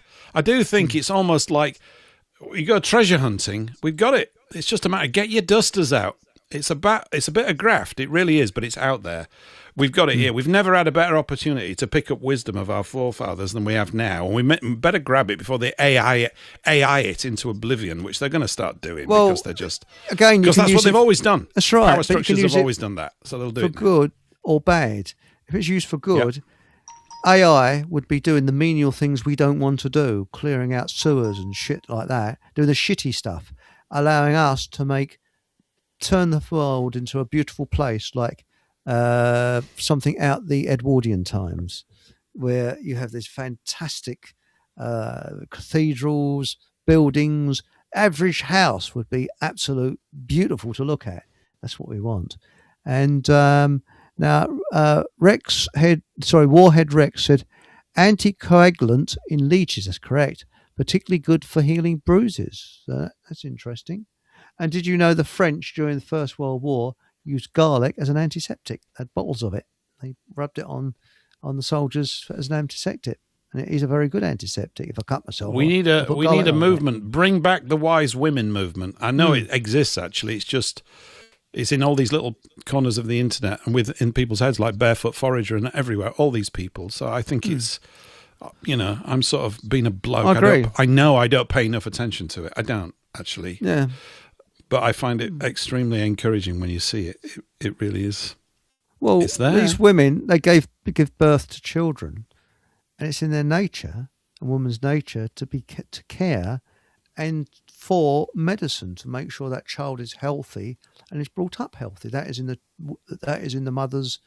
The fella's done his job, But seriously, with the family, that's it. What you call it? Yeah, the fella's done his job, you know. I've done my bit. I'm off. I'm off, right? A bull or something. That's it. Yeah. I've got to go and sort of, I don't know, kill a saber-toothed tiger or something, you know. Mm-hmm. He's done his bit. But, you know, that's what comes from the family units. The man would go out and do the job as the woman is bringing up the children, which a woman is naturally aimed for. There are some women that don't like having children. Well, that's entirely up to them. But well, they say that, Eric, but I don't buy that because I'm just an obnoxious northern git. But I know that there are a few. But if you read if one is to absorb the media, all they do is they sort of just they pick these particular female types. We've got equivalents in the male world as well. So it's not all one direction, who are banging on about this stuff. Oh, I don't want to have a child. Oh, it's too much, and all this kind of stuff. It's your bloody job.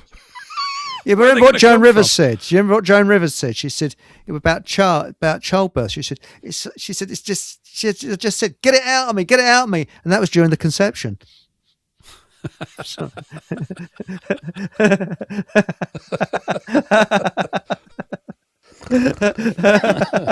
Well, it's quite a witty joke, actually. Yes. It's quite good, that one. Now, I'll just read this one out. Cadmium and lead in cocoa from West Africa. I thought cocoa came from the West Indies, didn't it? Don't know. I thought it did. Anybody? Does it? I thought it was sugar cane and cocoa. I heard that there might be a problem with the cocoa crop coming up. Is that where chocolate comes from? Or is it a different thing? It's different. Well, I don't know. It's a load of bleeding chemicals now, wouldn't it? Hey, just going off on a complete tangent here. Completely nothing to do with what we're talking about, but it's an idea where we've missed out again, lads and lasses. You ever heard, when companies choose to go woke, they say, well, we're going super diversity. I mean, I haven't seen any recently. Actually, there's one in mind that is relatively recent, which I'm going to come to momentarily. But when they do that, I remember reading about a guy maybe 3 years ago who was making an absolute fortune by shorting the stock of any company where the CEO or the main board had said, we're going to go to a super diversified DEI stance, right? He shorted the stock and just made an absolute fortune. Do you know what we've missed out on? Do you remember do you remember that Jaguar advert where it didn't have a car in it and just had full of weirdos? Yes. Remember it? I remember it, yeah. Okay. I don't remember that one, no. Oh, this is early part of this year, I think it was, or about a year and a half back. Mm-hmm. It's just to be fair, mate, I tend not to watch adverts because it's just mind control on steroids. I don't watch it either. I didn't catch it. I just remember reading a lot of reports about it in the alternative media, talking about how woke this was. It's off the charts woke, right? Well, the reason why we've all missed the trick is that we should have been short in Jaguar stock from that point on. We would have been, you'd never have had to work again. Their stock price has gone from something like 120 to 1.5, 120 or something to 1.5. If we'd have been short in that, you could have started off with a 5. You'd have been a multi-million. I mean, I'm just going. So if you see any announcements from companies that are going to do it, we need to talk about it. It might be just a great way to just make a bundle and then we can buy BlackRock out. I'm talking goofy nonsense, but you get the idea. I get exactly what you're talking about. It's definitely a thing. I mean, these things they're mad. I was listening to Ria's show today, and she was talking about it. It's really funny. Apparently, the guy that was head of the advertising campaign refused to leave his office. They had to force him out of his office physically. This is recent. They'd had enough. Yeah. No, it's a great ad. Yeah, fantastic, mate. Didn't have a car in it. You see, if you're going to sell a Jag, you've got to have a nice bloke in a trilby, don't you, smoking cigars going, this is my Jag. Yeah. So well, do you remember that? Anyway, it's not a British company anyway. It's owned by Tata now anyway. But do you remember that weird advert which had an octopus on the roof of a building with 4 Japanese blokes dressed as cowboys? I haven't got the foggiest idea what the bleeding advert was about. And I thought, no, but it's a great image. I can't remember it. Tell me what the product is. I'd probably go out and buy it. I don't know what the product was. I mean, it's just. I mean, some of these adverts are just beyond me. I mean, you can't beat, if you're going to advertise a car, a bloke with a nice girl next to him driving along on a French. Hello. That's for a French villagers or something, And, Leslie Phillips. So Leslie Phillips. Hey, I say, Oh no, that's what's his name? The other bloke, isn't it? I say, it's the CAD, isn't it? Terry Thomas.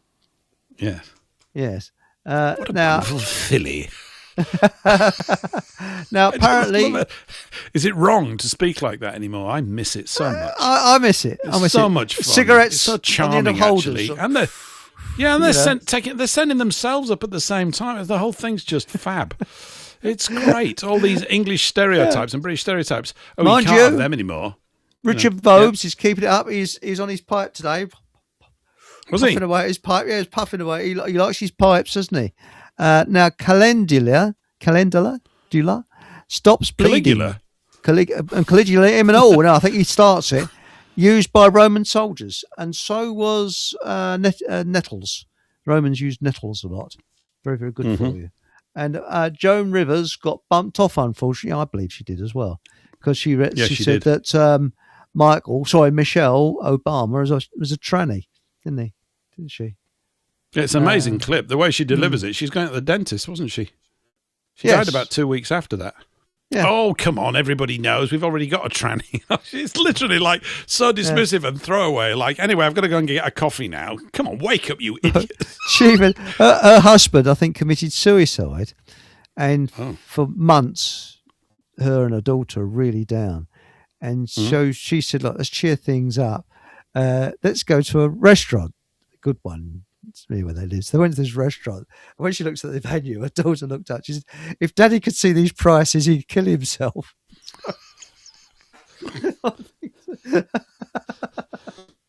Well, you can't beat black comedy at times. I'm glad it wasn't me, though. If that's a true thing, I don't think I would have enjoyed that too much. Yeah. But Yeah. But now, Terry Thomas with the Habsburg factory tooth gap. Yes. It was just so brilliant. And what is so sad about Terry Thomas is how his life ended. That was really sad. He died in absolute poverty, didn't he? And they had a fundraising thing for him. So I think it was Parkinson's that took him. He had Parkinson's or dementia or a combination of the two. Yeah. Oh, no, film of it. It's I don't want to see the film. It's horrible. Poor man. He's really in a bad way, you know. But no, I mean, he ended up in a council flat with a 1-bar heating. That was it. You know, I mean, Edgar Rivers. What is that? The bloke? Is that her husband? I don't know. Yeah, it must have been. That's interesting. Now, Nicole Papa. Oh yes, that was the French car advert, wasn't it? Hello, Nicole. But no, I mean, let's face it. You look at an E-Type Jag, you wouldn't have to advertise that, would you? I mean, that's got sex appeal written all over it.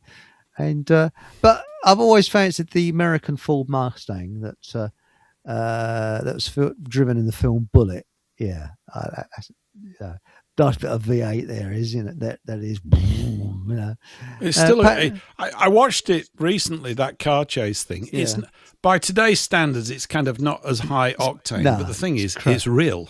They filmed it with real cars, and they smashed real cars accidentally. Did you know that? They filmed it in the early hours of the morning, and that to compensate the owners of the cars because there's a scene when they go smashing into the side of the car. That's some poor sod's car. They actually compensated the people, you know. I found films really. There weren't that many good ones, but then I think it's always been the case. There are not that many good ones. I mean, maybe I'm just a whinging old git. I don't know, but.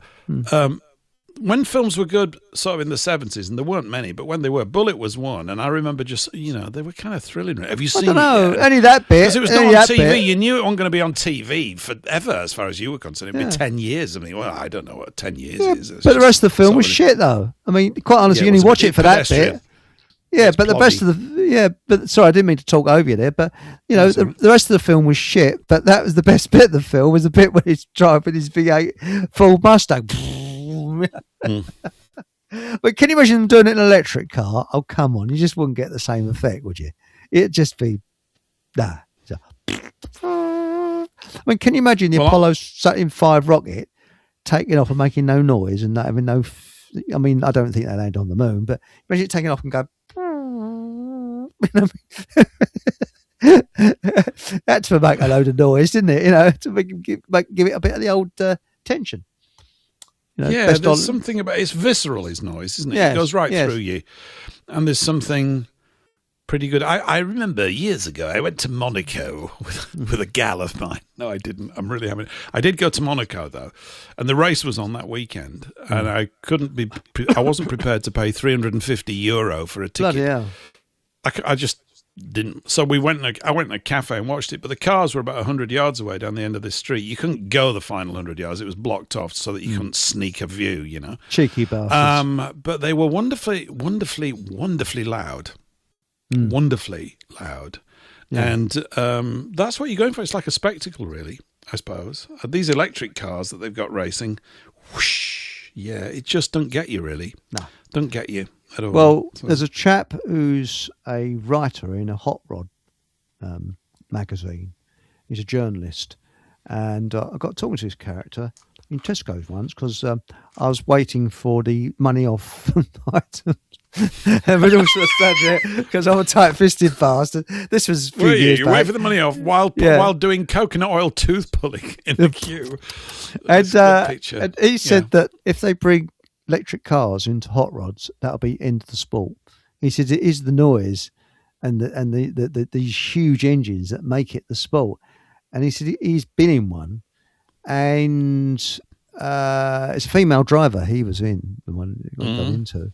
German one at that, and he said you literally are pinned to the back of your seat with the speed over a very short distance. He said the speed they go is phenomenal. And he said you can hardly breathe because of the speed. He said it's sort of God, bloody hell.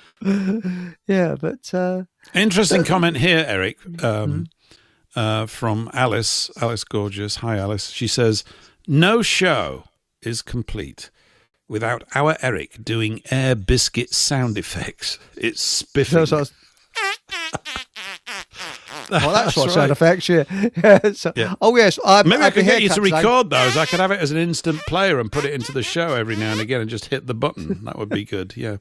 No, I had a hair's cut today, not a haircut. Here we are. So it's me. See, so I'm bald now. Yeah. But it's the wrong time of year to have a hair's cut. But I do miss long hair. I mean, I used to have it down to my shoulders.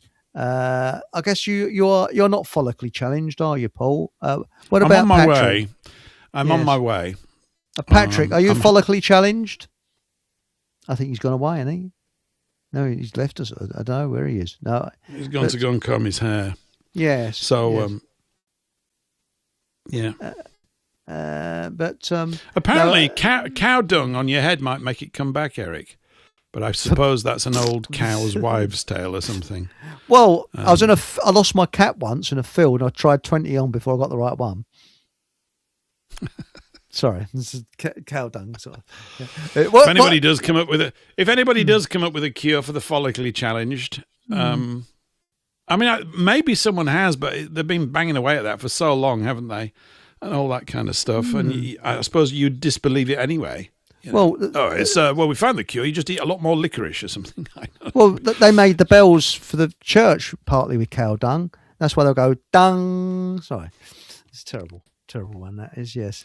It's a Monty Python joke, isn't it? What's brown and sounds like a bell? Dung. Dung. What's brown? Oh, speaking of anxiety, I've got a joke for you, even though jokes are not my thing. This is a Harry Hill joke. I don't know if you've heard this one.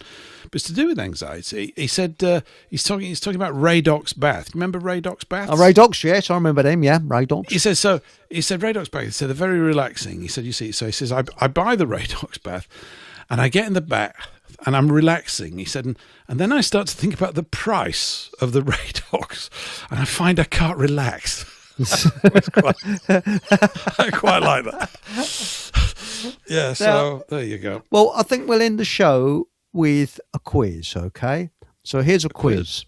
Quiz, yes. What's brown, steaming, and comes out of cows backwards? Anybody? What's brown, steaming, and comes out of cows backwards? Anybody? I don't. I've got an idea, but I don't know what way I should arrange the words. The Isle of Wight Ferry. Yeah. Isle of Wight Ferry, yes. There we go. So there we are. I wonder what rude things people were thinking. Anyway, I think that Nathan has departed this show. He's listening in, I think, but his equipment's given up. Tomorrow night we've got what's his name? We've got musicians on tomorrow night, and there's going to be a mystery guest with them. There's Ben and hang on, who have I got here? Well, I've got my piece of paper. Right, we got tomorrow night we've got Trevor, John, and Dan, and a mystery guest. Mm-hmm. That's it. And then next week we got our Cornish person coming on, and he'll win. Then we got Survival Steve, is a week after that. Then we got Dr. Natasha coming on the 28th with Healthy Truth. That's all right. And what else we got? We've got David coming on the 4th of January. And the second half of the show, Dr. Fleetwood is coming on. And then on the 5th of January, we've got Maleficus coming on. So that's going to be good. Nice. Dawn Lester, she's coming on. What really makes you ill on the 11th. And Survival Steve is on again on the 12th. So there we go. So if there's any survival tips you want, please say. And Dave's been talking with me. He wants me to come on the show with him and help him technically with some stuff. Okay, that is Dave. That's the chappie that looked into those strange suicides with Marconi, wasn't it? That's it. Yes, brilliant. That'd be fantastic. Anyway, thank you very much, Paul, for coming on. Thank you very much, Patrick. It's very kind of you to come on tonight. And thank you very much also, Paul Patrick. I've got to look into this new platform you've done for me very kindly. Thanks, Patrick. What's it called now? Podhome.fm. Podhome.fm.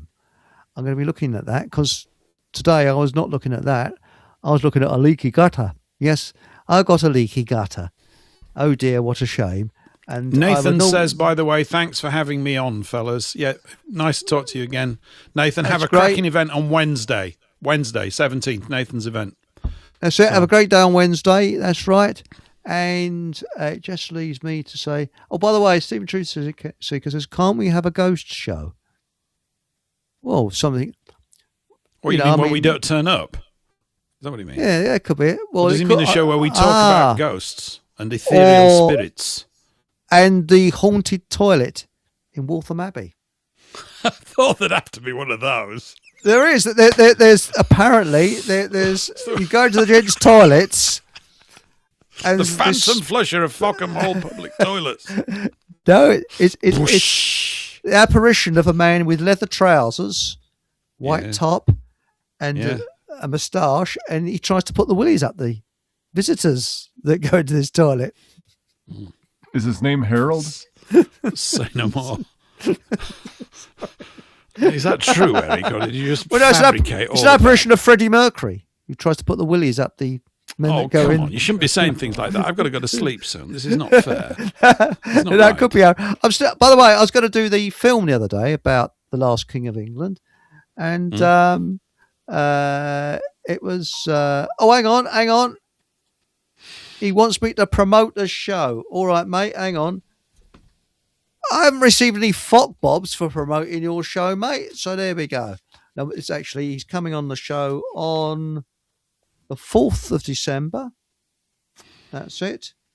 And can you remind me what it was about? Sorry. I didn't write it down.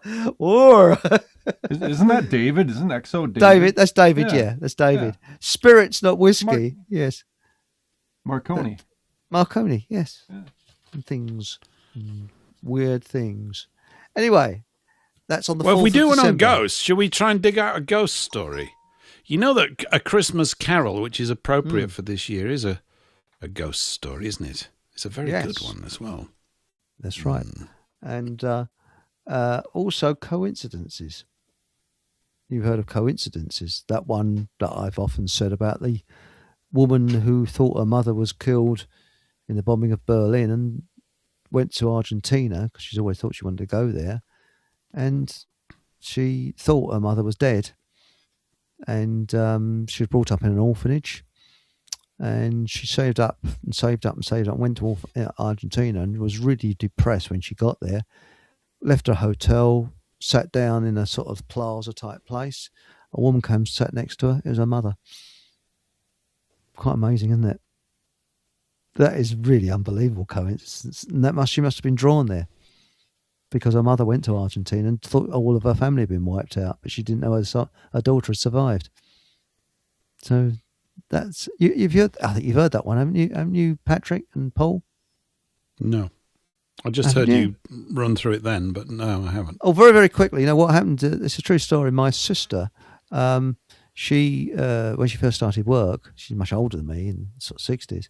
There was a girl that worked there, and one lunch hour, she came down. She's just about to go out to buy her lunch, and this girl was going through loads and loads of papers, and she got talking to her, and she was German, and she told my sister this incredible story. And you'll know about these papers at the end of the story. What happened is that she was in Berlin when there was near the end of the war, and they thought the Russians were a long way away, or the Soviets as they were known. And she ran an errand for her mother, but they made a breakthrough, and there's this massive bombing raid, artillery and everything. And when she got back to her house, there was just a pile of rubble there. And lucky for this girl, there was a German troops were retreating, and they took pity on her and took her with her and said, look, they knew what the Russians were going to do if she got captured, and they were going to surrender to the Americans, but they surrendered to the British. And the girl ended up in a orphanage in this country, and she always wanted to go to Argentina. Always. And she saved up her money, went to Argentina. When she went there, she didn't know why she was there. And as I say, she went out on this plaza, sat down, and sort of with her hands on her head, thinking, what am I doing here? And a woman came and sat next to her. It was her mother. Wow. And the papers this girl was going through was the papers to get her mother to this country, the immigration papers. So there we go. So, yes. So that is a true story. It's a small world, but isn't that amazing that she had this lure to go, because her mother thought that the family got wiped out, and she didn't think anybody would survive because she lost her husband on the Russian front a couple of years earlier. So so quite amazing. You do hear a lot of these strange. It's like the Titanic cat. Have you heard that one? That the stoker had a pet cat or a stray cat which had kittens, and before the Titanic left, it grabbed each one of its kittens and took it off the Titanic. And the stoker thought, there's something odd there, the cat won't go on the Titanic, so he didn't go, and it saved his life. The cat saved his life. And that's a true story. The cat knew it was going to sink. Isn't that weird? Yes, so there we go. There's lots of things like that, ghost stories and things,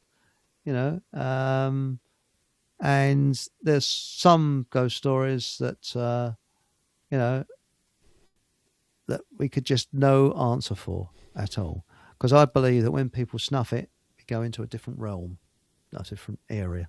I really do. We go into a different parallel universe. That's my theory anyway, for what it's worth.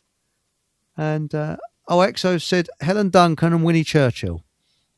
Yes, very interesting subjects. Was that the witchcraft? Yes, she was the last woman to be convicted of the Witchcraft Act. And it's about the one good thing that Churchill did. He repealed the act and got her released immediately. It's about the only thing he did that was good. Yeah, he was fuming. He said, we do not arrest women, elderly women, on the Witchcraft Act in the 20th century. But I think that Helen Duncan was killed in a seance when the police burst in the mid-1950s. And of course, when someone's in deep trance, you mustn't disturb them because it can kill them, and it killed her, which was very sad. But anyway, there we go. So anyway, folks, thank you, Paul. Thank you, Patrick. Thanks, Eric. And Thanks, it just Patrick. leaves me to Thanks, say... Nathan. And, In absentia.